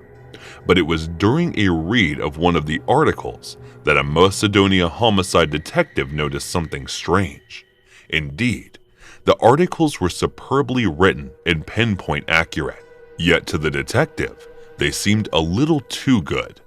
Vlado was privy to a level of detail that could only have come from actually reading the case files, and sharing such documents with a journalist constituted either gross incompetence or possible corruption amongst the presiding officers. An extensive investigation was undertaken, but the source of the leak couldn't be found. In fact, informal security surrounding the investigation was positively airtight. And that's when it occurred to one officer that there was a second explanation to why Vlado knew so much about the murders. One they had to explore, no matter how unthinkable it was. In January of 2008, Vlado received a visit from a pair of homicide detectives who wished to discuss his articles with him. He was only too happy to answer their questions, believing his work was actually helping them catch the killer. And in a way, that's exactly what happened. Because when the police asked Vlado how he knew that the killer had used telephone cord to find his victims, the journalist fell silent. It was explained to him that only the investigating detectives were aware of this piece of information, and unless he could point the finger at the collaborating officer, Vlado had some serious explaining to do. When he failed to account for where such knowledge had come from, the police asked him to provide a DNA sample for use in the ongoing investigation. They assured Vlado that it would be used to rule him out of the investigation, and then, if he had nothing to hide, he had nothing to worry about. But Vlado did have something to hide, because when law enforcement compared Vlado DNA to a sample taken from the victim's corpse, it came back a match. The police had finally discovered the identity of the Kashava monster and was flooded with Jinsky himself. Following the Vlado arrest, the police built up a picture of the man who Sharp the client had driven him to violent insanity, and the 18 months before the first murder took place, Vlado's father had taken his own life. His mother accidentally overdosed on prescription medication, and he was laid off from his job. On top of that, he and his wife apparently separated when she moved to the Macedonia capital of Skopje. Police then moved to search the Tenacity's family's holiday home a cottage in the countryside that they often summer that it was there. The police uncovered a huge cache of adult material, ropes, and cords, which they used to tie the victims, and items belonging to the women Vlado had killed. Yet in a bizarre twist, police also discovered that Vlado's mother had been employed as a cleaner for most of her adult life, the same profession shared by his victims. This made for an extremely chilling addendum to the investigation, opening up the possibility that Vlado had suffered a complete mental break and had targeted the women because they resembled or even smelled like his mother. The salsa suggested that he'd had a fraught relationship with her, something his wife and friends said they were almost totally unaware of. Macedonia police were also planning on questioning Vlado regarding the disappearance of 73-year-old retired cleaner Gorsia Pavleshi, which had occurred on May of 2003. But following his transfer to Tetovo prison, Vlado was found dead in his prison cell on June 23rd. He had apparently drowned himself in a plastic bucket of water, his only means of taking his own life. It was an anticlimactic end to a story that had rocketed Macedonia society. The idea that a man was so desperate for the respect and admiration of his peers that he would literally kill for it, and that somehow, in the course of his violent campaign of murder and deception, he ended up targeting women that reminded him of his own mother. The way the KFC became the place of mass murder baffled me. This is still one of the most notorious cases that I've ever come across. With working with the investigators department, there are a lot of cases. Cold, unsolvable cases come through the door. But this was especially different, and I was definitely sure that I would never take such case again. This case I got from the southern country in Alabama, and the culprit was one Roger Paul, a 40-year-old man who was living alone with nothing to show for and leave behind. His life had been a roller coaster of traumatic incidences, and I don't wonder he did what he did. I'm not justifying the murders he committed, but I knew someone like that, without help and hope, would actually end up doing something like that. When he was around 12, his mother married the boyfriend, and together they molested the boy and abused him, both physically and mentally. So there was the underlying trauma that somehow was pushing him over the edge. He decided to leave them and move to his father, but once he reached there, his father refused to be with him at first, and then later, he used him to get into places and steal stuff. But just a year later, he decided to get rid of him and just dropped him outside the city somewhere alone on his own.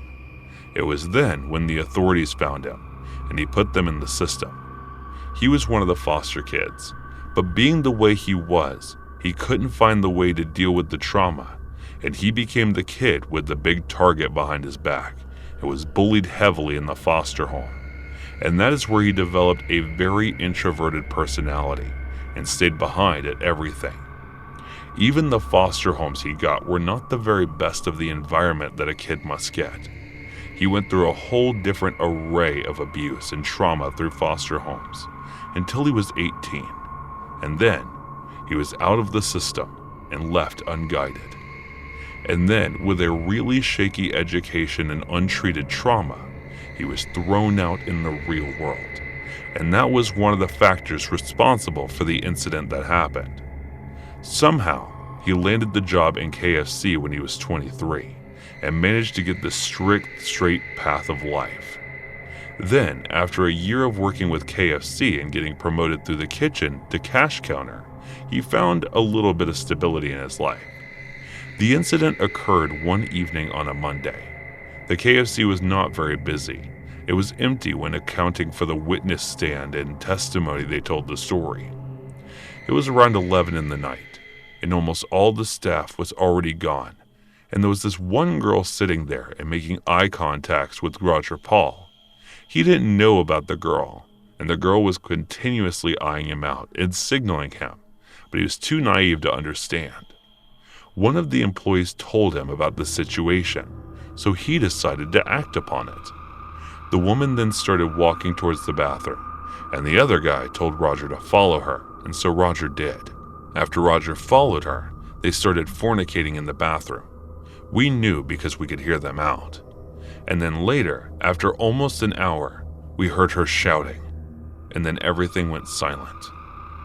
The witnesses had no idea what happened in the bathroom in KFC. When we asked Roger, he said, "So she led me. I had no idea what to do. I thought she wanted to be my girlfriend. We went to the bathroom and we had sex. When she was done, she looked at me and asked for $200. And I thought maybe it was because she wanted it, and I said that all I have is $50, and I cannot really give her more than that.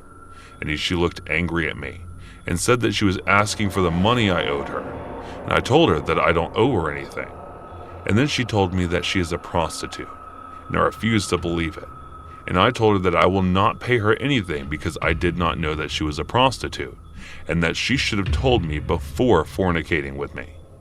I told her that it is not fair. And then she started screaming, and she said if I don't pay her, she will tell everyone that I raped her.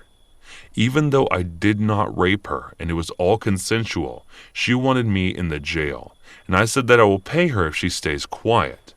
And then she started hitting me, and I was trying to stop her, and so I slapped her, and in the moment, she just snapped and accused me of rape and assault.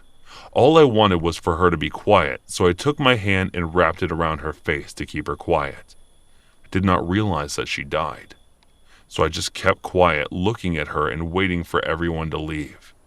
But then I asked him about what happened next, to which he said, "So then I knew she was dead, and people have seen her with me. I decided to chop her up in the grinder. I wanted the evidence to be cleared. I wanted it to not be traced back to me. I cut her up in pieces and tried disposing it, but we were out of bags, so I did not know what to do. I took the parts and then fried them up. I thought maybe frying them may be a better way of disposing them, but then I did not realize that the manager will show up so early. He saw me. He caught me in the act. I did not know what I was supposed to do, so I just tried killing him, but he was much stronger than I was, and he escaped, and then called you guys in. And it is better that you have me here, because when I was killing that girl, chopping her up and frying her, I wasn't feeling the remorse. I was enjoying it. So it is better that I am here. It is all messed up, but if it was not for the childhood trauma and abuse, things would have been different for him."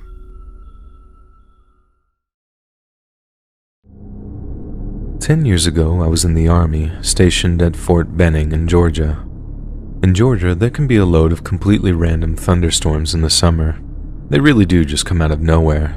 The sky can be blue and sunny with barely a single cloud in the sky, and then 20 minutes later, you would think you're in the worst storm of your life.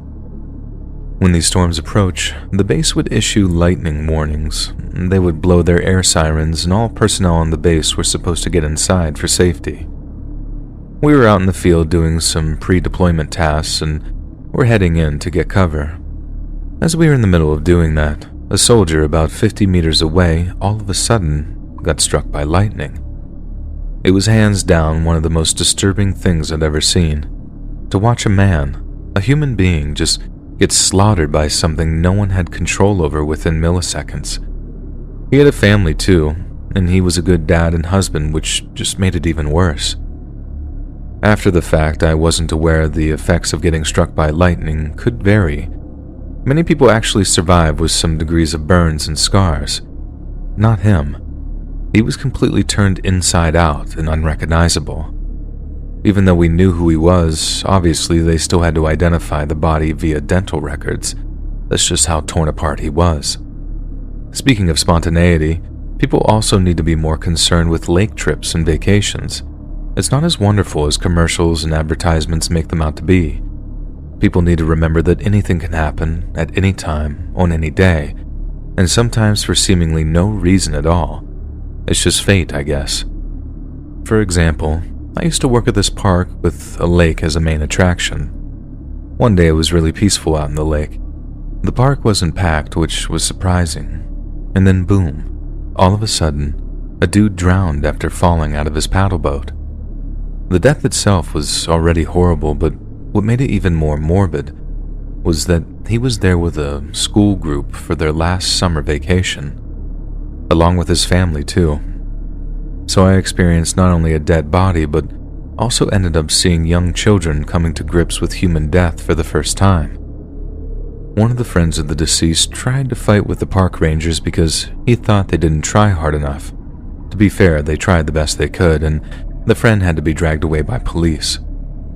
Another girl had told the deceased to wear a life jacket, which he didn't, and ended up blaming herself for not pressing the issue hard enough. One of the guys who ran the boat's rental heroically dove into the lake to pull up a girl who was also without a life jacket that was in the boat with the deceased when they fell, and he no doubt saved her life. When the family of the deceased finally saw the confirmation of the body, they almost immediately began wailing and howling in remorse, forming a tight circle to provide some measure of support. A crowd had gathered to watch the police fish the poor guy out of the lake, then a fight broke out because someone was smoking and another took offense. There really isn't an end to the story. They took his body out of the lake and then everyone reacted in whatever ways their brain enforced. Anger, dread, and grief, when it was supposed to be simply some kid's classroom's last day of school before their big summer break.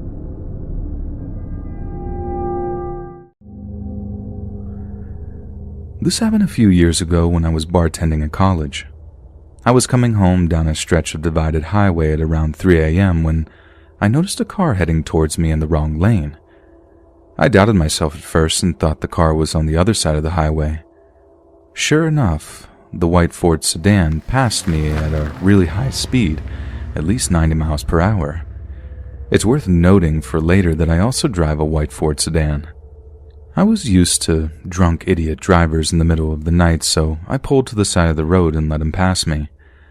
I had a moment of clarity and thought to call the police, thinking this person could hurt themselves or somebody else. The dispatcher answered, and after telling them which road and exit and mile marker I was at, told me they would send a car. The state police station was only a few exits away, so I figured that they would send somebody and I would just drive home. As I headed back onto the highway, I noticed some lights a few miles behind me. I live in a more rural part of southeastern PA, and traffic at 3 a.m. tends to be truckers and cops. The car gained on me as I was getting up to speed, so I stayed in the right lane and waited to be passed. Instead, they flipped on their high beams, making it uncomfortable to drive, and rode my tailgate. At this point, I thought I was going to be pulled over by the police. I drove a white Ford sedan and had just called about a different white Ford sedan, so I grabbed my registration from my glove box.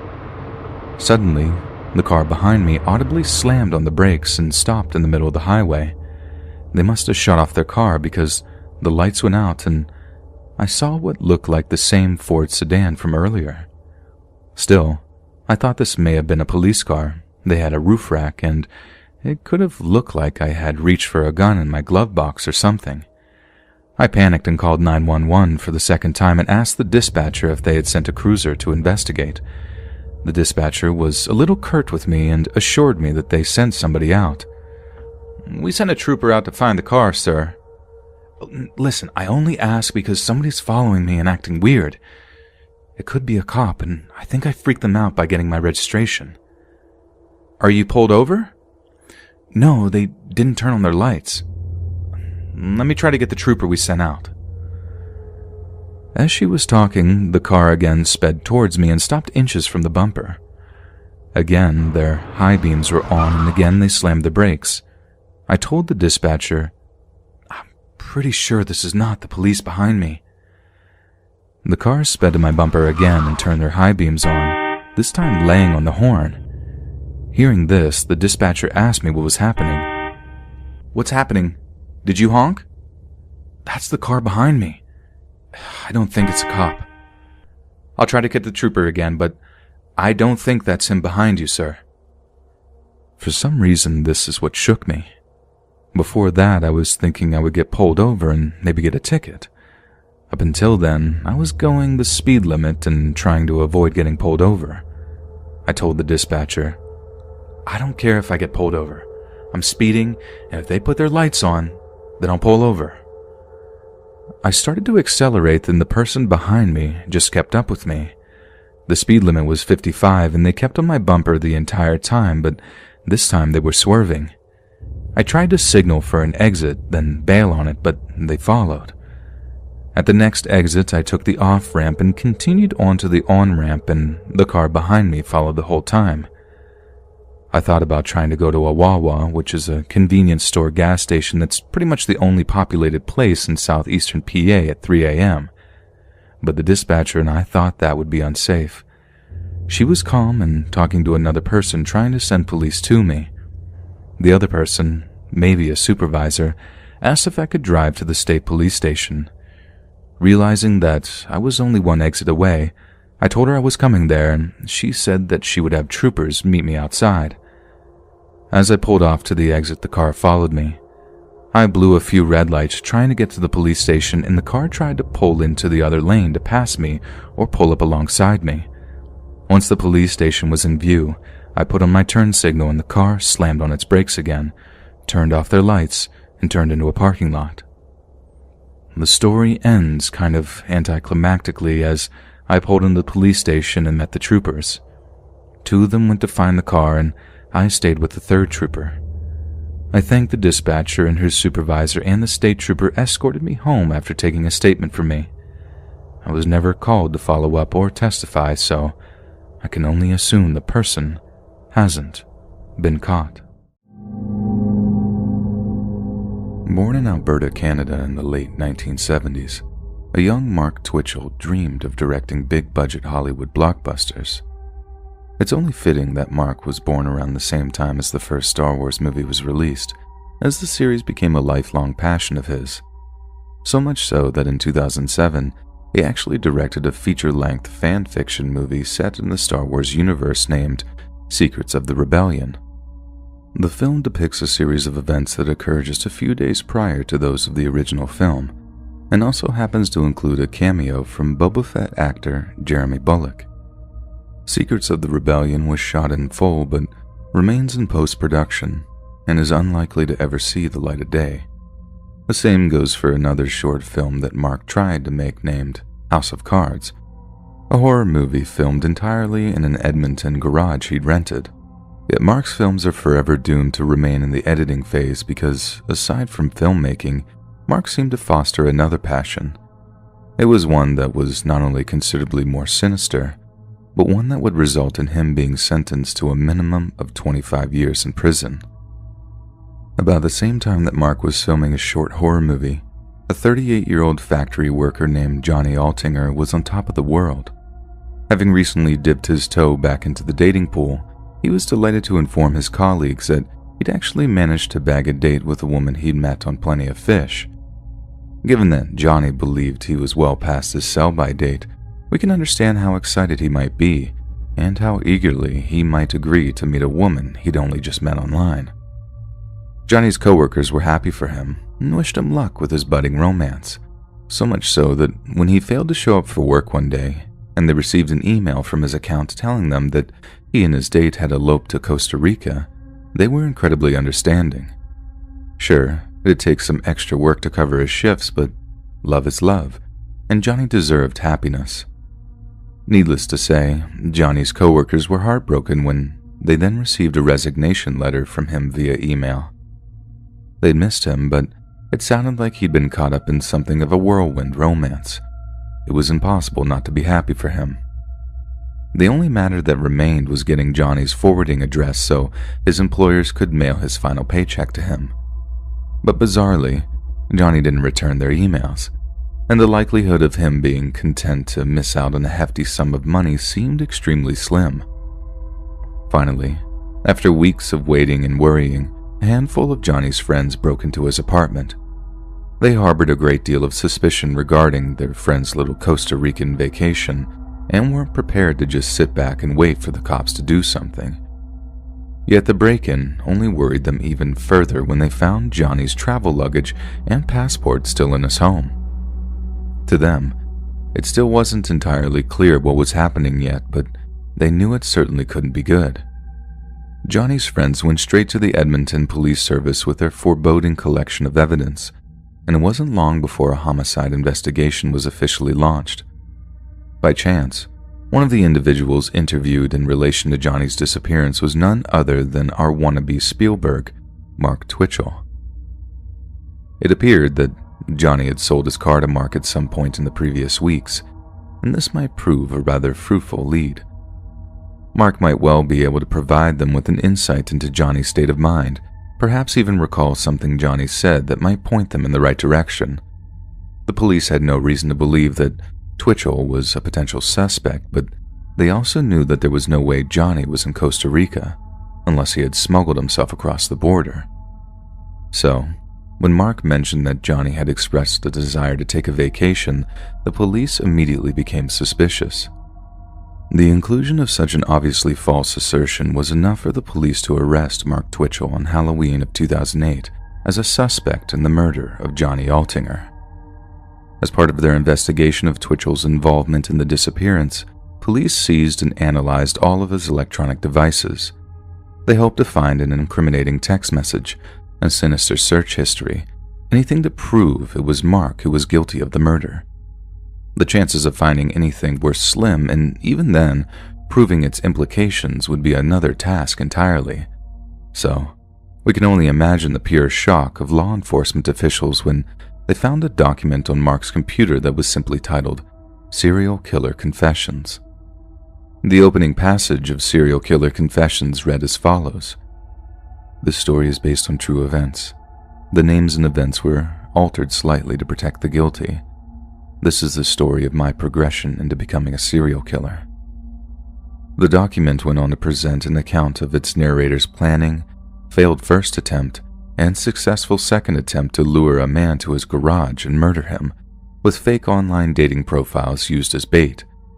It also described the process of dismembering the body and attempts to dispose of the remains.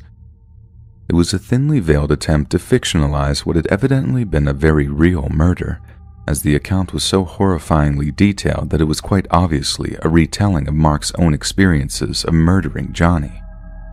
Slowly, the truth became horrifyingly clear. Johnny lost his life so that Mark might be able to author a better true crime story. At his trial, Mark attempted to fabricate the idea that he had murdered Johnny in self-defense, and that the serial killer confession document he had authored was merely a coincidence. Yet, he was hard-pressed to explain another document that law enforcement had recovered from his laptop, one which was titled, A Profile of a Psychopath. Despite his own insistence to the contrary, the prosecution argued that it was Mark's attempt to deeply analyze his own bizarre behavior and personality. This second document also detailed how, in the days leading up to Johnny's disappearance, Mark had purchased knives, plastic sheeting, saw blades, and a meat cleaver, all in preparation for creating what was described as a kill room in the rented garage. But perhaps the most damning piece of evidence the jury heard was the plot of Mark's short horror movie, House of Cards. They were told that the movie centered around an unfaithful husband, one that was lured to a discreet location under the pretense he was meeting a woman from a dating website. However, once he arrived, he was attacked and killed by a masked man as punishment for his infidelities. Mark hadn't just killed a man so he could write about the process more accurately. He had staged a grim reenactment of his own short film. Once these details emerged, the police were contacted by a man named Gilles Tétral, a computer company contractor who seemed desperate to talk to them regarding the Mark Twitchell trial. Gilles told investigating officers that he too had been lured to a secluded location under the pretense of meeting a young man named Sheena, whom he'd been flirting with online for the past several days. But when he arrived, he found himself ambushed by a man in a hocket mask who attempted to subdue him with a stun baton. After a violent struggle, Gilles managed to escape, but did not report the attack to police out of sheer embarrassment. It was a clear replication of Mark's modus operandi, and suddenly, it became clear that Gilles was the one Mark mentioned in the first court document, a man the media dubbed the one who got away. As the trial progressed, the prosecution slowly pieced together a picture of who Mark Twitchell really was, a violent, deranged psychopath who masqueraded as a filmmaker, using the art form to recreate violent fantasies that he would later delight in making a reality.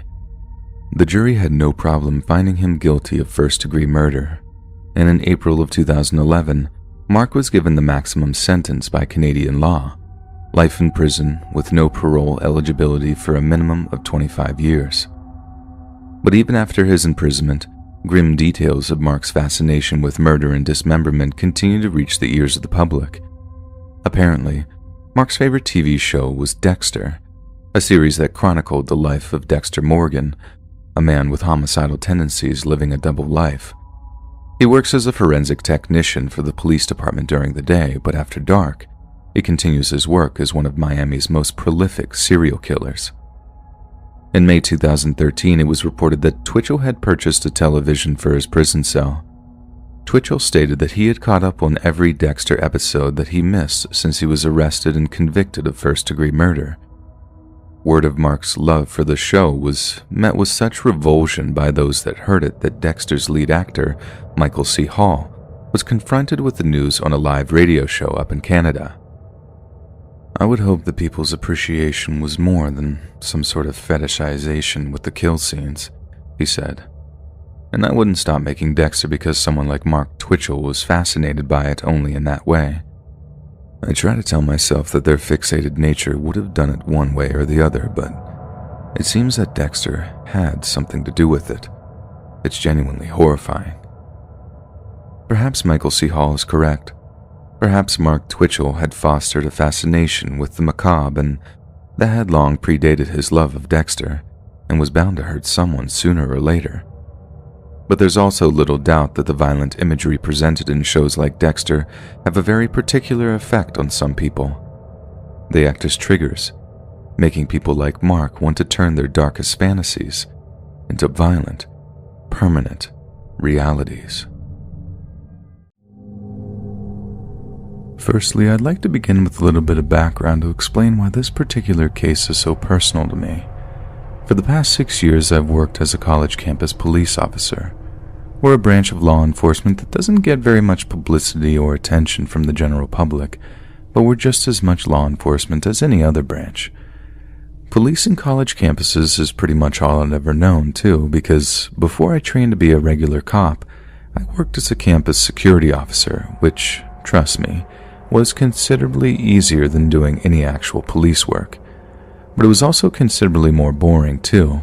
If I'm being honest, I thought it would consist of breaking up crazy parties, rescuing hot sorority girls from whatever jam they'd gotten themselves into, maybe even getting a few compliments that are usually directed at a guy in uniform, but nope. All my job consisted of was walking around campus for like 8 hours a day, just making sure buildings were secure and that the right doors were locked. On top of that, I had very little training and basically no means of defending myself whatsoever. I was constantly worrying about what I'd do if I'd actually ran into any serious criminal activity, but luckily I never did. But I can't say the same for some other campus security guards, and that's pretty much the whole reason I'm writing this up.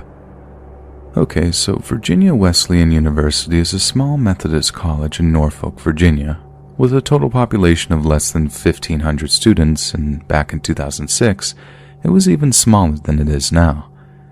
It's located near Virginia Beach in the Hampton Roads area of the state, which actually has a relatively high crime rate, but the college itself is pretty safe, and historically there's been very little in the way of trouble there. It's kind of like a little green island of bliss in the middle of an urban concrete sea, and the students that attend it rarely say anything bad about it except around exam times. Back in 2006, it didn't have anything resembling a campus police force. Now, almost all American colleges have an attachment of uniformed police to keep them safe, but back then, Wesleyan only employed a small number of unarmed security officials to keep the peace. And one of these was a guy named Walter Zakshevsky, known as Wally or Officer Wally among his colleagues in the student body. Wally was actually from Chicago to begin with, but after joining the U.S. Navy and spending a good chunk of his military career down in Norfolk, it became kind of a home away from home. I know his wife is from the area and the pair moved back to Chicago after he got out of the military, but at 57, when Wally got laid off from a steel industry job in the Windy City and got sick to death of the weather, the couple moved back down to Virginia, and Wally took up a job as a campus security officer at Wesleyan University. Wally has absolutely no experience in security or law enforcement, but I'm guessing the college didn't mind that since he was ex-military and was therefore seen as being disciplined and reliable. He started in July of 2006, and what followed was basically 3 months of on-the-job training in which Wally came to love his new job. His only real complaint was how hot and humid the campus could be in the summer months, but he grew to love the student population, who viewed him as a kind of warm, friendly guardian-type figure, someone they could trust and rely on in their time of need. Then, on October 11th of that same year, Wally was getting ready for his evening shift patrolling the campus. He was wearing his regular uniform consisting of a blue dress shirt, black pants, and a duty belt containing the usual security-type tools and gadgets, handcuffs, baton, flashlight, radio, but most certainly no firearm. Many of the other security staff at the college carried pepper spray, but Wally wasn't authorized to carry any because of how new on the job he was. It had recently been his and his wife's 34th wedding anniversary, so the pair were particularly in love around that time, so he made sure to give her hugs and kisses before he headed off to work that evening. According to the records from that night, everything seemed pretty uneventful. It was just a regular shift on the sleepy college campus. Just before 10 p.m., Wally apparently made a radio call to the campus security headquarters, informing them that he was about to undertake a routine building check. Security staff regularly checked in with headquarters so that clerks working there could make notes on their movements and activities, but after that call, Wally didn't check in again. This was undoubtedly unusual. It certainly wasn't like Wally to miss a radio check, so officials back at headquarters assumed that there had been some kind of radio malfunction, such as a loss of signal. This was their final conclusion, too. Not that something bad might have happened, so no police were called, and no other members of the security team were sent to check anything out. Wally's evening shift was due to end at 11 p.m., and he usually arrived back at headquarters for a debrief shortly before his shift was due to end so he could properly hand over to the next guy on duty. But that night, Wally never arrived back at headquarters. Almost a half hour went by and there was still no signs of Wally, and it still proved impossible to get in touch with him via the radio network. Naturally, his colleagues began to worry, and a handful of security officers took off around campus to try and find him. One of these officers was the shift commander, a guy called Vic Dorsey. Dorsey was checking out the Boy Dining Center at around 11:30 p.m. when a grisly sight greeted him near the entrance. Wally was unconscious, lying in a pool of his own blood, having received multiple stab wounds around his arms and torso. Someone had evidently violently attacked him, and while Wally seemed to have attempted to pull out his baton to defend himself, he simply didn't stand a chance. Head of campus security said that when he got the call shortly after Dorsey had found Wally's body, all he needed to hear was the man's tone of voice to know the worst had occurred. Dorsey only managed to get out one word out before he burst into tears. Wally. Virginia Beach police were called in, who immediately took over the investigation into Wally's murder. One of the first things they did was to confiscate knives from anyone on campus who happened to be carrying on for whatever reason. Even the head of campus security was considered a suspect for the time being, and was made to hand over the small utility knife he kept on his keyring, despite the fact that he wasn't actually present on campus at the time of the murder. Virginia Beach Police Department also demanded that every member of the security team, as well as all other employees on campus, get down to the local department for interviews and polygraph tests. Every single member of the security team seemed only too keen to cooperate with the investigation, all except one, who apparently turned down the polygraph tests out of medical and religious reasons. As a result of lack of witnesses, clues, and CCTV footage, the investigation came up short pretty soon after it was opened up. But I'm hoping my own little analysis will be able to jog someone's memory or convince someone to come forward. Someone must know something. Someone must have seen something.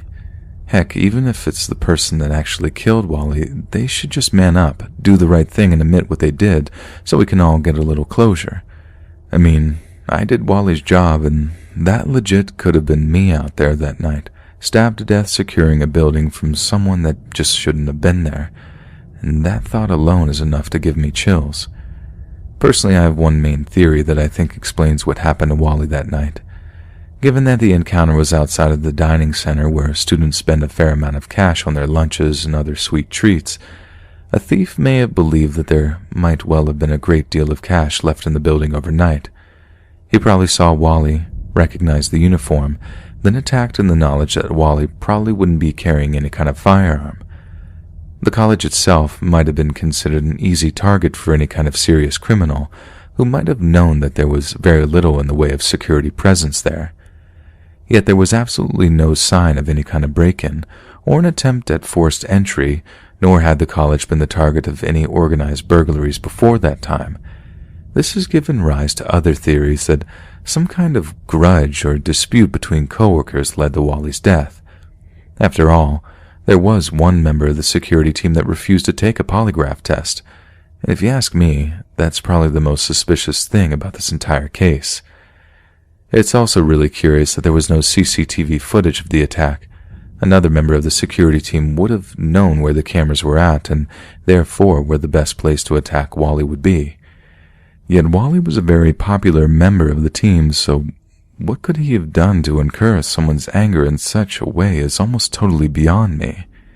In the words of Marianne Zarkshevsky, Wally's widow, I just want to ask them why. Why didn't you just leave? Why did you have to hurt him? And perhaps the most tragic thing I've learned about the events surrounding Wally's death is that just a few months before he was murdered, the head of campus security had been asking the college to pony up the cash to hire some actual trained, armed police officers. Leo Tarian, head of security, has pretty much openly admitted that it was hideously unfair to put untrained and unprepared people in a situation that might lead to encounters with armed and violent criminals. But he also puts it out there that the college was vehemently against the hiring of armed off-duty officers, on the grounds that it would create a negative atmosphere on campus by frightening the students. After Wally's death, Wesleyan College not only hired an off-duty officer but offered a $25,000 reward out of their own pocket for any information leading to the identification and arrest of Officer Wally's killer. A shadow box containing a photo of Wally, his now retired badge, and a medal now hangs in the Wesleyan security office, with the box bearing the inscription, "For the ultimate sacrifice." But as sad and tragic as the whole thing is, it pales in comparison to the terrifying idea that a man could be killed in such a brutal fashion while at work, with one of his own colleagues as perhaps the main suspect, and that still, to this day, not a single person has been charged or convicted over his murder. We can only hope that Wally and his widow managed to find some measure of peace. When you think LinkedIn, it's probably the last place you expect guys to be sending creepy DMs to girls. But sadly, and sometimes scarily, it happens with alarming frequency. It's a problem that me and many other girls have experienced while using the platform. So for a couple of years, me and a group of like-minded people have been campaigning for social media platforms to improve their privacy systems, including blocking and reporting methods to ensure the safety of women and girls online. But all my campaigning has been promoted by a very close call of my own. I work in photography. It's been my passion ever since I was a little girl, and I managed to get my hands on my mom and dad's old Polaroid camera. The digital revolution only made it even easier for me to practice my vocation, and by the time you get to the Galaxy S21 Ultra, mine's charging on my desk next to me, you can do almost everything a professional photographer can do with a device that can fit into your pocket. But there's something very authentic and gratifying about the old-school darkroom processes, and it feels like you're birthing something special instead of just capturing a passing image. And although it's more expensive, I pride myself on offering my clients a choice of both, and a great way of me meeting new clients and potential employers is LinkedIn. It's honestly a great app, and I really do recommend it, but like I said, its user base contains just as many creeps as every other kind of social media. It might be a comment about what you're wearing in your profile picture, or asking Would you relocate for the right role or the right man? Winky face. Or in my case, it might be considerably more insidious and dangerous. Because one day I get a connect from a seemingly normal guy asking me if I'm interested in doing a photo shoot for him. I'm naturally a little bit skeptical as he's being quite cagey about what the shoot entails, and the last time that happened it turned out to be a couple wanting to take pictures of, you know. I give him my rate and I tell him no nudity whatsoever. He then sheepishly mentions that some of the pictures would be topless, as they're for his wife, but promises no nudity or anything remotely sleazy. Handsome, but wholesome, I remember him saying. And I don't know, the effort he was going into making his wife happy, that did seem super wholesome to me. I guess I let my feelings speak for me, but I accepted his offer and told him that we could meet at some studio space I had a share in downtown. Public, neutral ground, on-site security, safe. At least I figured it would be, because if I'd had any inkling of what would be in store for me in that studio, I'd never have met that guy there that day. So, on the day in question, I met the guy at the studio space I mentioned. He looked kind of nerdy, curly brown hair, glasses, looking rather unassuming in his poorly fitted navy blue suit. He seemed really anxious too, like almost verging on innocent. He told me he'd never done anything like this before, and I really did believe him on that. Taking your clothes off for any reason can be very, very nerve-wracking, especially when the opposite gender is involved, which is half the reason I tend to avoid shoots like that. People's nerves are frayed around the edges, and it can make for a really bad atmosphere between you and the subject, which is the polar opposite of what makes a good photo shoot. But like I said, the fact this guy was really putting himself out there just to make his wife happy, God, I suppose that hit me right in the feels. I plugged the door code in, welcomed the guy inside the studio, and then asked him how he'd like to start. For example, if he might like a few professional-looking shots since he appeared to be in his work clothes. He says sure, and I try my usual technique of just chatting with the subjects while I'm shooting. This tends to make them feel at ease, and if you can coax a natural smile out of them and capture that on film, pure gold. They'll buy that shot every single time without fail. The shoot is going rather well. I'm getting absolutely no bad vibes off the guy, so I initiate a conversation about his wife that'll hopefully lead into some topless shots. At this point, I should really add that it was pure altruism that had me gunning for shirtless pictures, as I'm entitled to charge a premium for such shots, and the guy had agreed to that.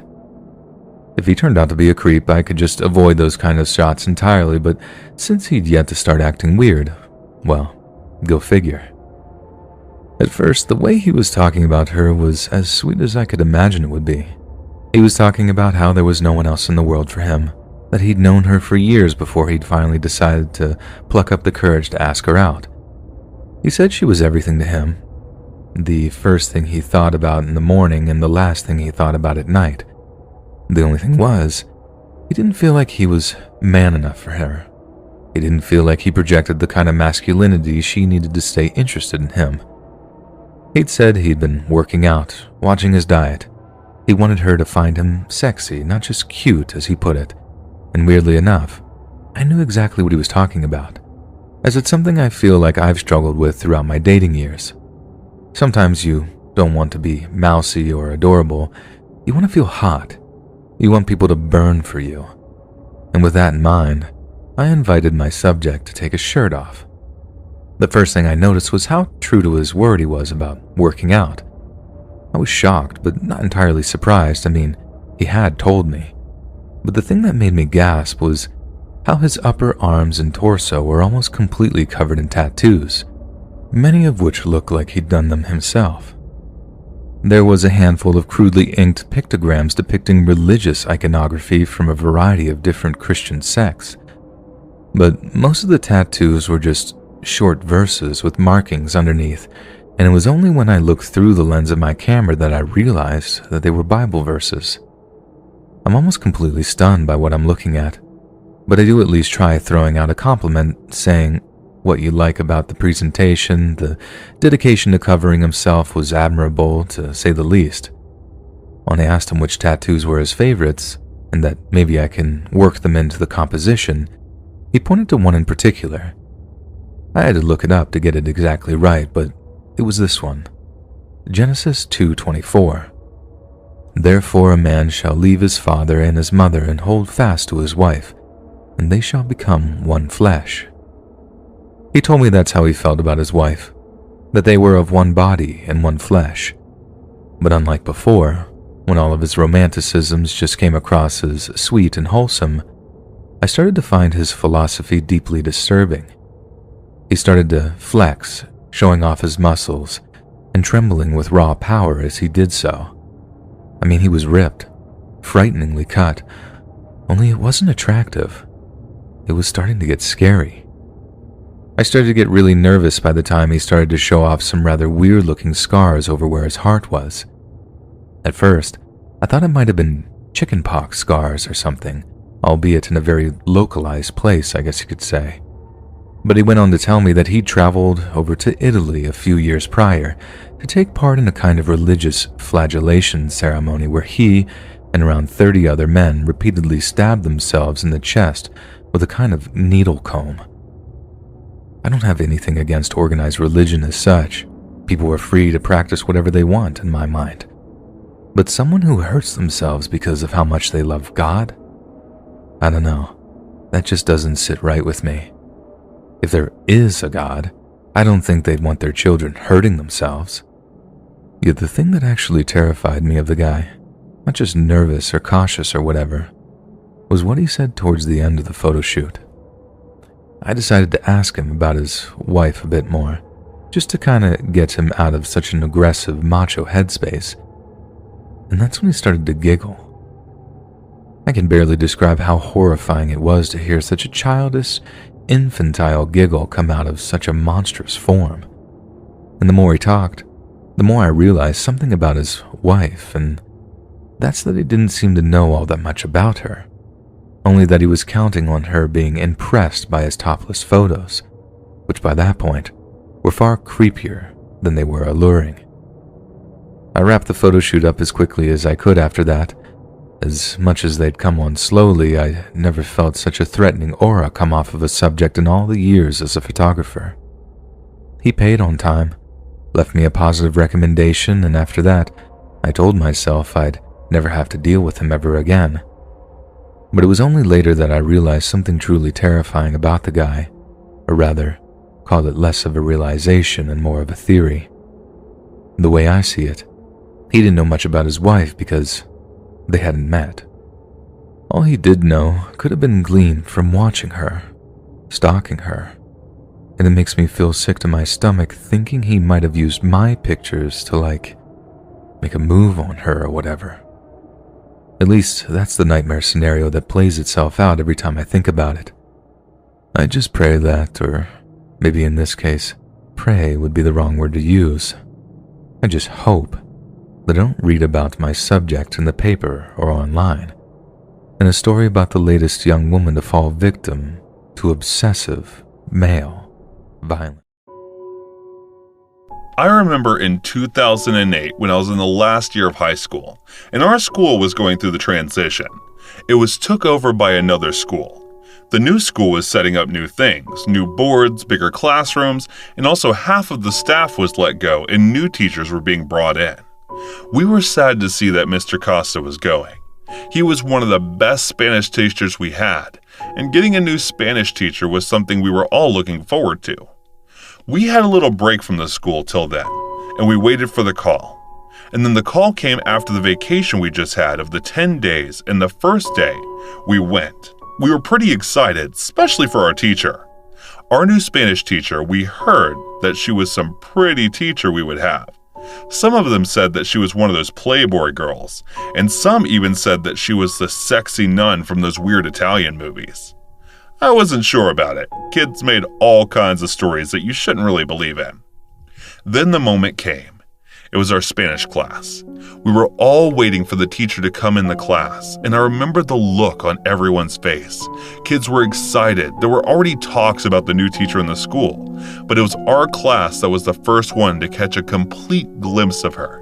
And we remember even the male teachers were rounding up near our class, making appearances again and again, asking if the teacher had come in yet. And well, after about 15 minutes, she appeared. And when she appeared, I remember everybody was wide and staring.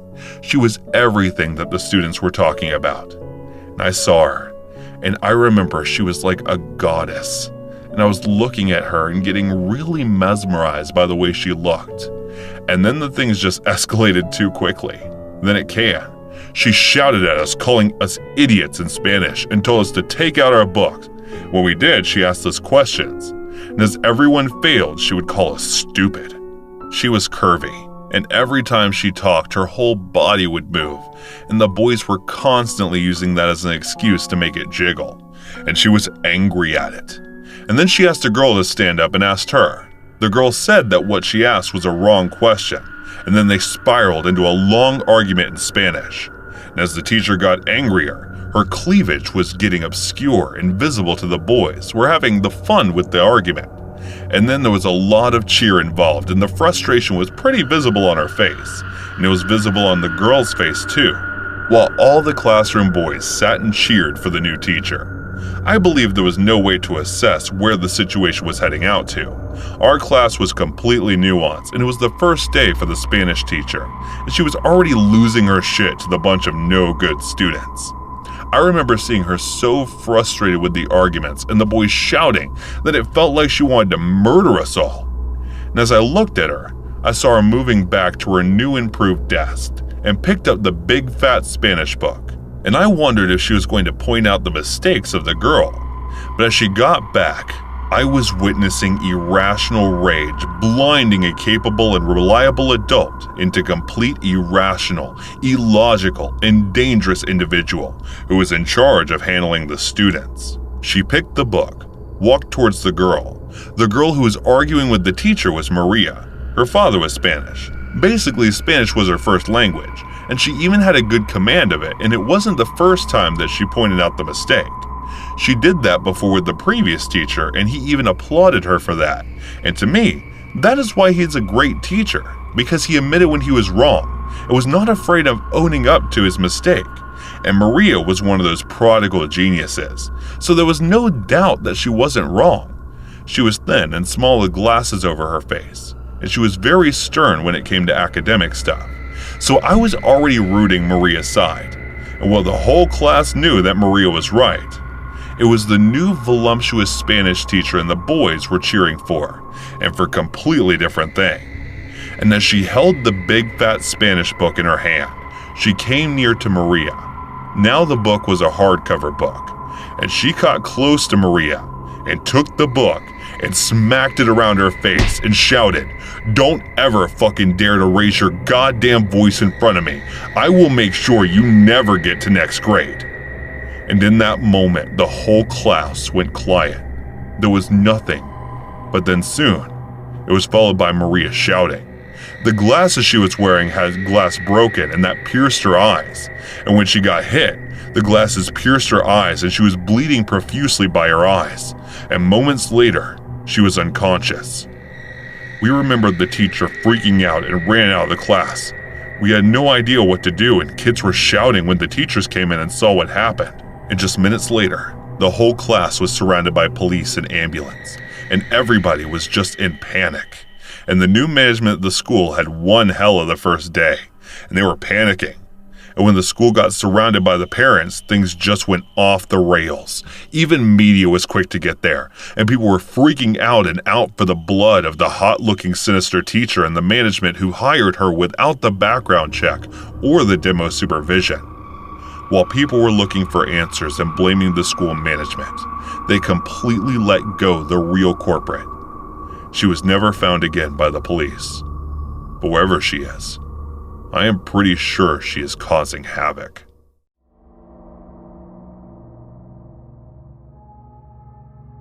On September 24th of 1991, Seattle grunge titans Nirvana released their most successful album to date, entitled Nevermind. Perhaps most famous for the hit single Smells Like Teen Spirit, the album showcased how the band's loud, raucous sound, when combined with Kurt Cobain's signature melancholic songwriting, could produce some of the catchiest but most jarring songs ever recorded. However, the sixth track on the album, simply titled Polly, has a distinctly different sound to the other songs on the album.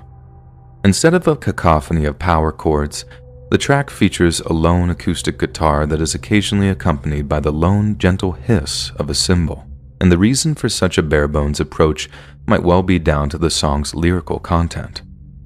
Let's take a look at the first few lines. Polly wants a cracker.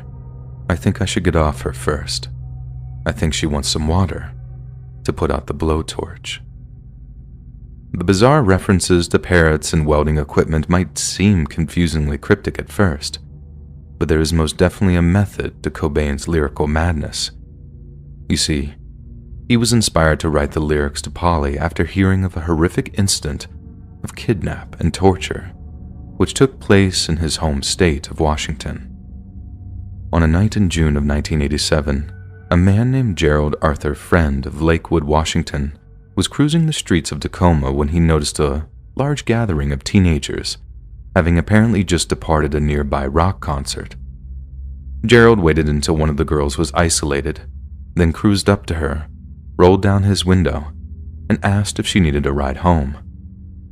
There's no telling how reluctant she was to get into the vehicle, but we know that at some point she asked to be let out and Gerald refused her. When she began to panic and made attempts to flee the vehicle, Gerald pulled out a knife and told her she'd be killed if she made any more attempts to escape. Upon arriving back at his mobile home in Lakewood, Gerald dragged the girl from his car, tied her up, then suspended her from a pulley system he drilled into the ceiling of his home. Then, for the following few hours, he proceeded to blindfold her, violate her, and torture her with household items, including, just as the song states, a blowtorch. There's no telling exactly what else Gerald put the girl through, as her identity was kept secret, and whatever statements she made to the cops were mostly forbidden from public release. But we can be certain that by the time Gerald seemed to get bored of her, the girl was convinced that she was about to be killed. Gerald pulled her down from the ceiling, untied her, then dragged her out to his car again. The girl apparently lulled him into a false sense of security, acting as though she were catatonic, or at least too frightened to resist any further. But then, while passing a gas station near Puyallup, she burst into action, opening the car's door, diving out, then tucking and rolling to absorb the impact of the fall. Gerald was apparently stunned by this display of bravery and guile, and by the time he turned around to go back to look for her, the girl was long gone. This miraculous escape was then immortalized in the Nirvana songline of "She caught me off my guard, amazes me the will of instinct." Despite being in severe pain from several rather serious injuries, the girl ran to the gas station and screamed for the clerk to call 911. Gerald saw this, realized it was him that was now in extreme danger, then burned rubber all the way back to his mobile home, where he grabbed a few essentials, then went on the run. The next day, it was by pure happenstance that a Yakima County Sheriff's deputy ended up pulling Gerald over for a basic traffic violation. Gerald thought he might be in the clear, given that the girl didn't know his name, and since she had been mostly blindfolded, he believed there was no way she could lead the police back to his home. On the contrary, the girl had been peeking through a small gap in her blindfold and had gathered enough information for her to work out where she was. The cops knew Gerald's name, and when the sheriff's deputy ran it through the system, the game was up. In the end, Gerald Friend was convicted of his heinous crimes and was sentenced to 75 years in a federal correctional facility. We can hope that his victim has long since moved on from the incident and is leading a somewhat normal life. And at the same time, we can also hope that a monster like Gerald remains in prison until the day he dies. But long after his soul departs the earth, the song Polly will continue to be listened to by those who discovered Nirvana's music, meaning that Gerald Friend's horrendous crimes will live on for as long as the song exists.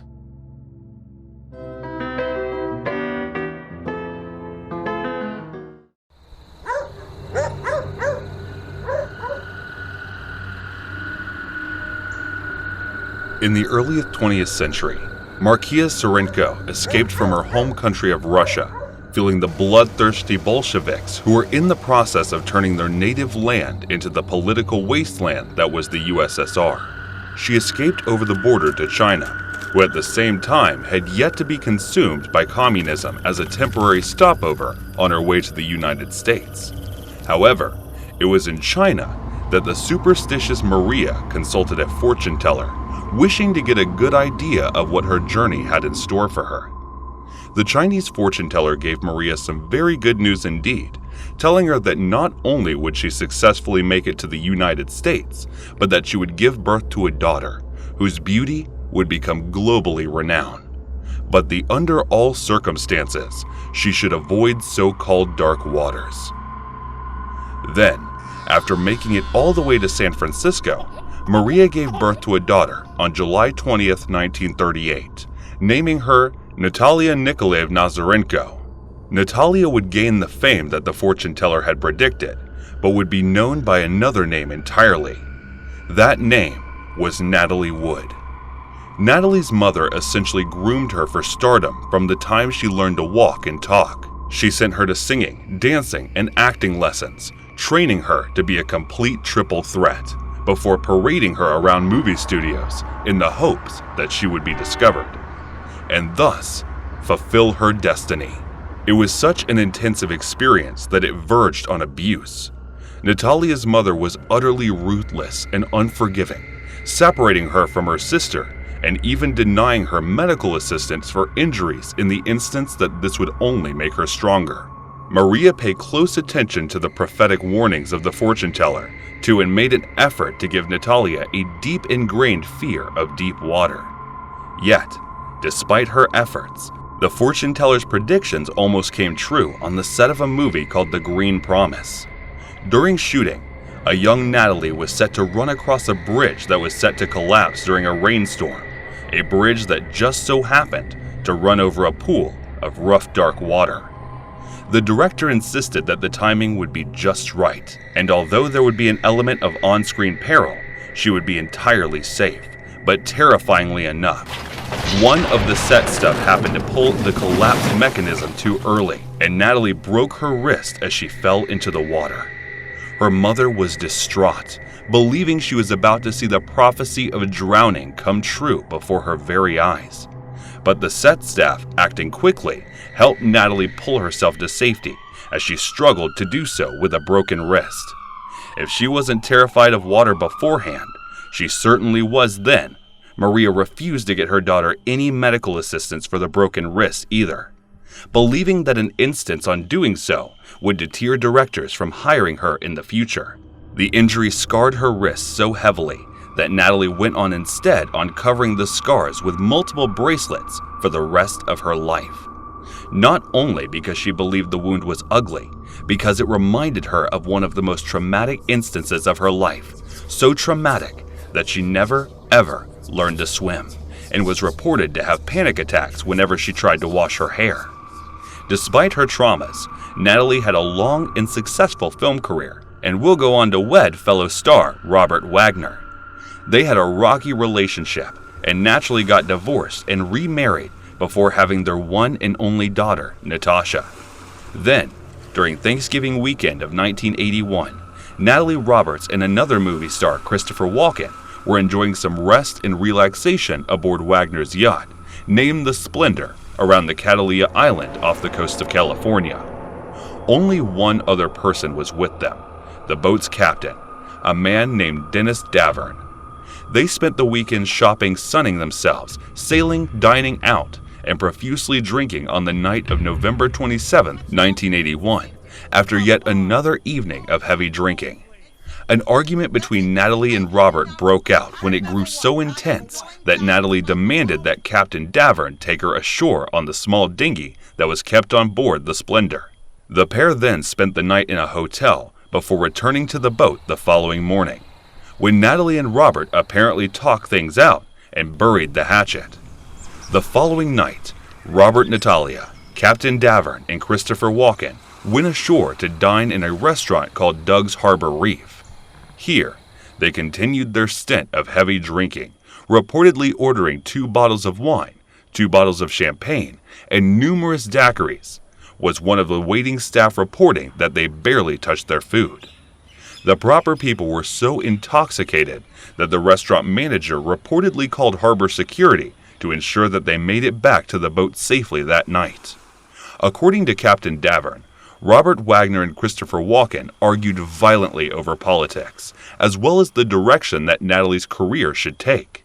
He has since stated that the argument grew so violent that one of the men threw an empty wine bottle at the other before Natalie had to get involved to separate the pair. The argument then shifts to one between Natalie and Robert, with Natalie apparently telling Robert that she'd had enough before retiring to her room for the night at around 3:30 a.m. The next morning, on November 29th of 1981, a ship-to-shore call was made from the Splendor, one in which Captain Davern reported to the U.S. Coast Guard that Natalie Wood was missing. A search begins, one that ended just a few hours later at around 8 a.m., when Natalie Wood's drowned body is found floating near the ship's inflatable dinghy, the very same one she had used to escape the boat just 2 days prior. She was wearing nothing but a nightgown, a pair of socks, and a jacket. The autopsy showed that she had a blood alcohol content of 0.14%, almost double the legal limit for driving. There was also evidence that she had taken a rather large amount of powerful painkillers, and the time before her death. She was just 43 years old when she passed away. Amazingly, on the day she died, Robert Wagner is not intensively questioned by police. It's only a few days later that the 3 men who were on the boat that night are brought in for questioning, and when they are each tells us suspiciously similar stories that details the evening's events. As a result, Natalie's death was assumed to be nothing more than an accidental drowning. The nation was dumbstruck by such a horrible, unforeseeable tragedy, and mourned in tandem with Robert Wagner, who went on to raise their 2 daughters as a single parent. 2 daughters who are almost inconsolable, distraught at the sudden death of their beloved mother. Natalie's death seemed to remain an open and shut case for an entire 30 years, until a shocking revelation turned public attention back onto the situation. Captain Dennis Davern, the man who had been captaining the Splendor that night, broke his silence on the case and came forward to state that he had in fact lied to the investigating law enforcement. The nation was shocked to hear that the argument that night between Walken and Wagner had not actually been rooted in politics, but the suspicion that Walken had been secretly flirting with Natalie whenever Robert Wagner's back was turned. As was previously mentioned, the argument then shifted to one between Wagner and Natalie after Walken that retired to his room. But then, when Natalie had tried to do the same and retire to bed, Robert Wagner had followed her to continue the argument. Then, sometime later, Wagner stormed up to Captain Davern, sweating and panicking, and told him to turn off all the boat's lights and ignore all onshore calls that came into the boat. In the aftermath, Davern claimed that Wagner kept him confined to his quarters in order to prevent him from giving a statement to the police, then held an impromptu meeting in which he ordered Walken and Davern to keep quiet about the arguments and to essentially give false statements to the police. In light of such statements, police reopened the investigation into Natalie Wood's death in the year 2012. A re-examining of the information gleaned from her autopsy had one corner declaring that she had died as a result of drowning, but also from other undetermined factors. Then, in 2018, Wagner was officially named as a person of interest in Natalie Wood's death. Natalie's sister Alana came out and gave a media interview, stating that she believed Captain Davern's claims to be true, and had even confronted Wagner on the day of Natalie's funeral in an attempt to get him to reveal what had actually happened that night. This culminated an appearance on the popular TV show Dr. Fell, in which Lena and Davern publicly accused Wagner of being solely responsible for Natalie's death. However, Lana was keen to make it clear that she didn't believe it to be outright murder, and that she didn't believe Wagner ever really intended to kill his wife, but either because lost in his rage during a heat-in-the-moment decision, possibly denying Natalie help when she had fallen into the water while trying to leave the boat to go ashore, just as she had done just 2 nights previous. Despite the accusations from her sister, Natalie's 2 daughters, Natasha and Courtney, stand by their father's version of events, saying he had done all he could to preserve the mother's legacy. Courtney is not even Robert's biological daughter, but adores him so much that she has even taken on his surname, potentially is a sign of loyalty and respect. She personally believes and has publicly stated that Captain Davern is a fabricator, one who simply wishes to make a name for himself, exploiting her mother's death for monetary gain, and these claims do carry some weight to them. For example, Davern not only took 30 years to come forward with his accusations, but was also, by his own admission, extremely drunk on the night in question. His story is apparently changed multiple times throughout the years, leaking seedy gossip to tabloid journalists the entire time. He had also written a book about the events of the night in question, one which has been analyzed and debunked by numerous people who asserted that Davern's version of events are extremely spurious.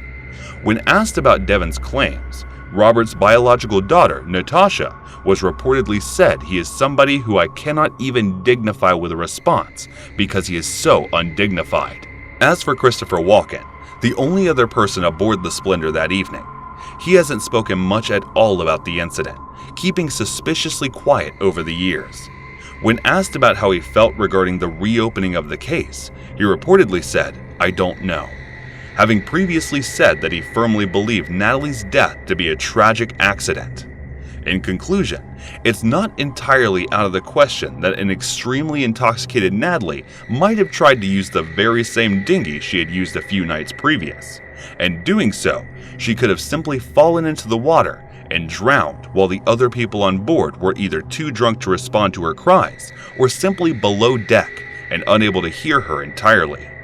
Yet, it's also scarcely feasible that a jealous husband had discovered her infidelities, either perceived or real, thrown her into the sea in a rage, and simply used his influence or outright threats to cover up the murder. It has been 39 years since Natalie's tragic death, and we are still no closer to knowing the entire truth as to what happened to her that night. And it's not only her family and friends that deserve concrete answers, but society as a whole.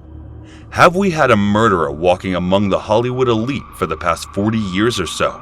Or has an innocent man been subjected to a campaign of slander when he should have been given room to heal? Whatever happened that Thanksgiving weekend, one thing is painfully clear, that the dark prophecy told to Maria Zakharhenko by the Chinese fortune teller in the early 20th century did actually come true. And it was indeed dark waters that became the undoing of the young woman who came to be known to the world as Natalie Wood.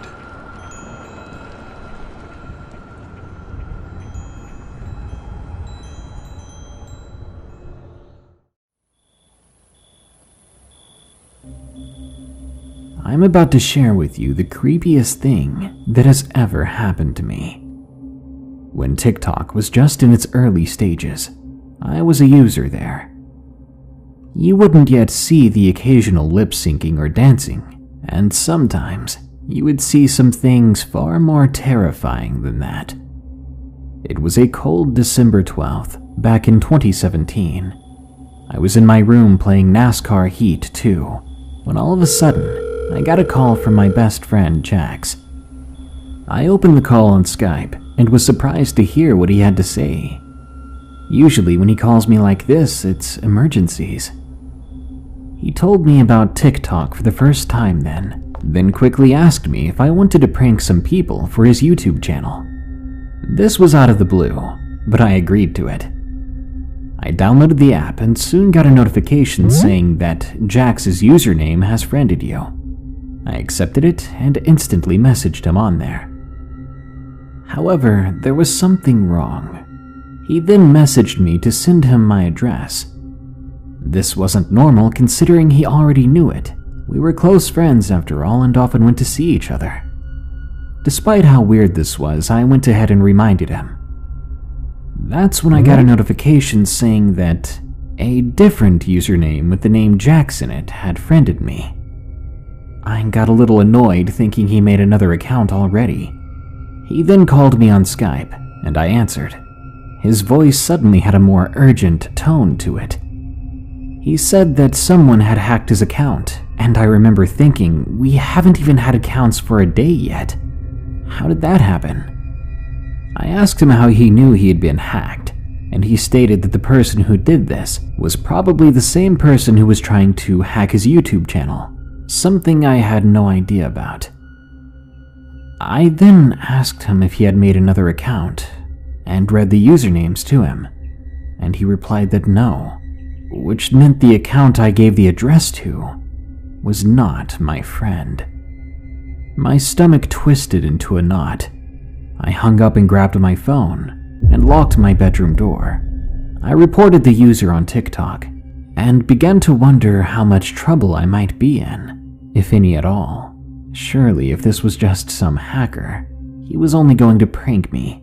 But about an hour later, when I was just beginning to calm down, it happened. There was a sudden banging on the door. It startled me at first, then I picked myself up to go answer it. The moment I had cracked open my door, there was a massive splintering, cracking sound, and then a slam.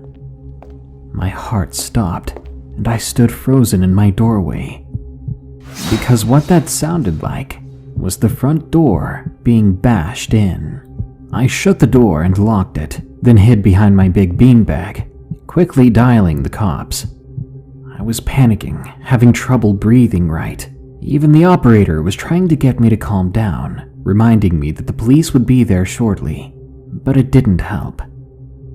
After a few moments, I could hear footsteps outside my bedroom door, and then someone tried to turn the knob. I stopped breathing altogether then, terrified that whoever it was would hear me if I even tried to breathe. That's when the worst happened. The laptop began to buzz with the sound of an incoming Skype call. It was my friend. I could see the screen from my hiding position. He must have been worried about me, but he didn't realize what was going on and had no idea that he just gave me away. That's when I heard fists beating against the wood of the door. This guy must have been huge, because I could hear the door being chipped away at, cracking and splintering under his weight and strength. But when I heard the squeak of brakes outside, I prayed that I was saved. The man must have heard it too, and stopped. A few moments later, I heard the sound of rapid footsteps leaving the house, through the back door, I think. Then there was the sound of two different pairs of footsteps coming in through the front. They scoured the house, then made it to my room, which was locked. I was too scared to get out of my position to open the door. They even called out that they were the police, but I think I was in shock. Eventually, they busted down the door, and they found me under my beanbag. They took me to the police car while one of them watched me, and the other searched the rest of the house. Whoever broke in was gone, and none of us had any leads on who he was or why he did this. I've talked to my friend about it, but he won't give me any answers or clues. But the police had a theory. Based on his online patterns, they believed him to be a part of a trafficking organization. Hearing this, I was horrified. If the cops did not arrive in time, I would have never been found. But whatever it was gaining on us. And in my panic, I pushed my sister into a thorn bush, and I followed after, too shocked to feel the pain. We held each other tightly, and then we heard a deep growl to the right of us. Slowly, we turned to look, bracing ourselves to come face to face with this beast. But when we looked, there was nothing there. But then the stench hit us. A stench like sulfur, bodily waste, and copper. Then we heard a scratching sound above us, and we snapped our heads up to look at it. What we saw would scar us for the rest of our lives. What we saw was a creature with a body shape similar to that of a panther, but light gray with a black stripe down its spine. The head was more akin to a boar, but its feet, they were like a dog's paws, but it did not have a tail. Its eyes were a misty blue, like it was blind or something. But then it snapped its head to look at us, and I swear, it smiled. It was nothing a human being should ever have to see. It had teeth like razors, and there seemed to be red fluid dripping from its yellowish fangs. We ran, and we did not look back, not even as the branches began snapping, and the growls and grunts of this creature echoed. When we got to the edge of our property, the paw steps faded away. We ran to our front door, opened it, and slammed it shut, before passing out from exhaustion and terror on the couch. My sister and I still talk about this incident, and each time we bring it up, the same spark of fear blazes in her eyes. I worked at Target in around 2010. It was a cool job. All I had to do was sit around, do the paperwork, and other things people do. I was the manager at the Target, and I got hooked up as a manager because my cousin had a good relation with the store owner. I was around 25 when I got the job, and I had no experience prior, so getting that job was a privilege, and I very well knew it. So I was one of those managers who worked too much, even though there was less physical work to do, but I was knee-deep in all the paperwork. The thing with Target is that it is a big store, and the thing with big stores is that it comes with a large number of annoying people. Target is a big store, and a day don't go by that there's not some lady or middle-aged man flipping out over the products. It was one headache that we constantly had to go through, and even though we were not allowed to really be aggressive to customers, there are times when you want to do things to them that you cannot really do. But there isn't much you can do than just sit and listen and solve whatever issue they are having. It is tough, but it is something that we have to do in order to make it better. One day, things were very hectic at the store, and it was then that things got out of hand with one of the customers. Things were as usual as they always were, and the store was busy. The chaos was being managed just fine, and when we thought things cannot be weirder, they did, spiraling into a chaotic shitfest when suddenly an angry customer wanted a refund. And we told him about the refund policy, but he just won't admit that he was at the wrong one here, and we had no choice but to call in security. He wanted to talk to me, and I told him there was no way that we could do anything about the thing, and he was quite aggressive about it and demanded to see me. I got out, and then he told me, "You better give me my refund or it's going to be really bad for you. I will make sure you shit bricks for the rest of your lives." I looked at him and I said, "Sir, our refund policy is a bit different, and the product you brought in has been used like multiple times. We cannot really refund you your money, but if you want us to replace your product, we can happily do that." And the man looked furious and said, "I want my money, dumb bitch." And I told him that it cannot possibly be done. He told me that he will come back for me and teach me a lesson. Now, it wasn't the first time that I was being told that my life is in danger, but then it wasn't the first time that someone said that they will kill me. But this time, the man was bigger than anyone I have seen, and his eyes were red as the sky during sunset. He was accompanied out of the store by the police. I wasn't really scared by the man. More like this time it felt like it was more real than before. And this time, it felt like the warnings were somehow real. As the police accompanied him away from the store, I could see his red eyes filled with anger and hate looking right at me as if he wants to kill me. I called in the inspector in the evening asking whether the man was released from the prison, and the policeman said, "We had nothing against him. He did not really commit a crime, he was just being an asshole. We don't really put people in jail if they are assholes." I said, "He wanted to kill me. I think you should have kept him in the prison." The policeman replied with a chuckle. "He was probably coked out of his mind. He probably doesn't remember you, and secondly, if he does, don't worry. We will arrest him before he kills you." Now, the way he talked all sarcastic and wise-ass, I didn't think that the police will be much help when the guy comes in and tries to kill me in the store. I was slowly getting paranoid by all of it. There was something about the rage in this guy, and I could see. I was having flashbacks of his eyes with volcanic anger. I was scared for my life. Moreover, I was scared, what if he finds out where I live? It will be so much easier for him to just come in and strangle me while I was vulnerable. I wasn't sure about this guy, and he was easily in my head this time completely. I made sure that I'm not being followed. The first thing I did was buy a taser. I did not want to be defenseless if he approaches me. I wasn't the one to be fooled around with. I was thinking of buying a gun before, but that would be too irrational of a response. Now that I think of it, every response that I had was irresponsible. I remember having nightmare about the guy confronting me in the parking and killing me. It's like never before. It was the Monday morning, and all my weekend had been spent thinking about what if the man confronts me? What will I do, and how will I defend myself? So I was a bit cranky and anxious the Monday morning into work. I stepped out of my car where it was parked and went about my day.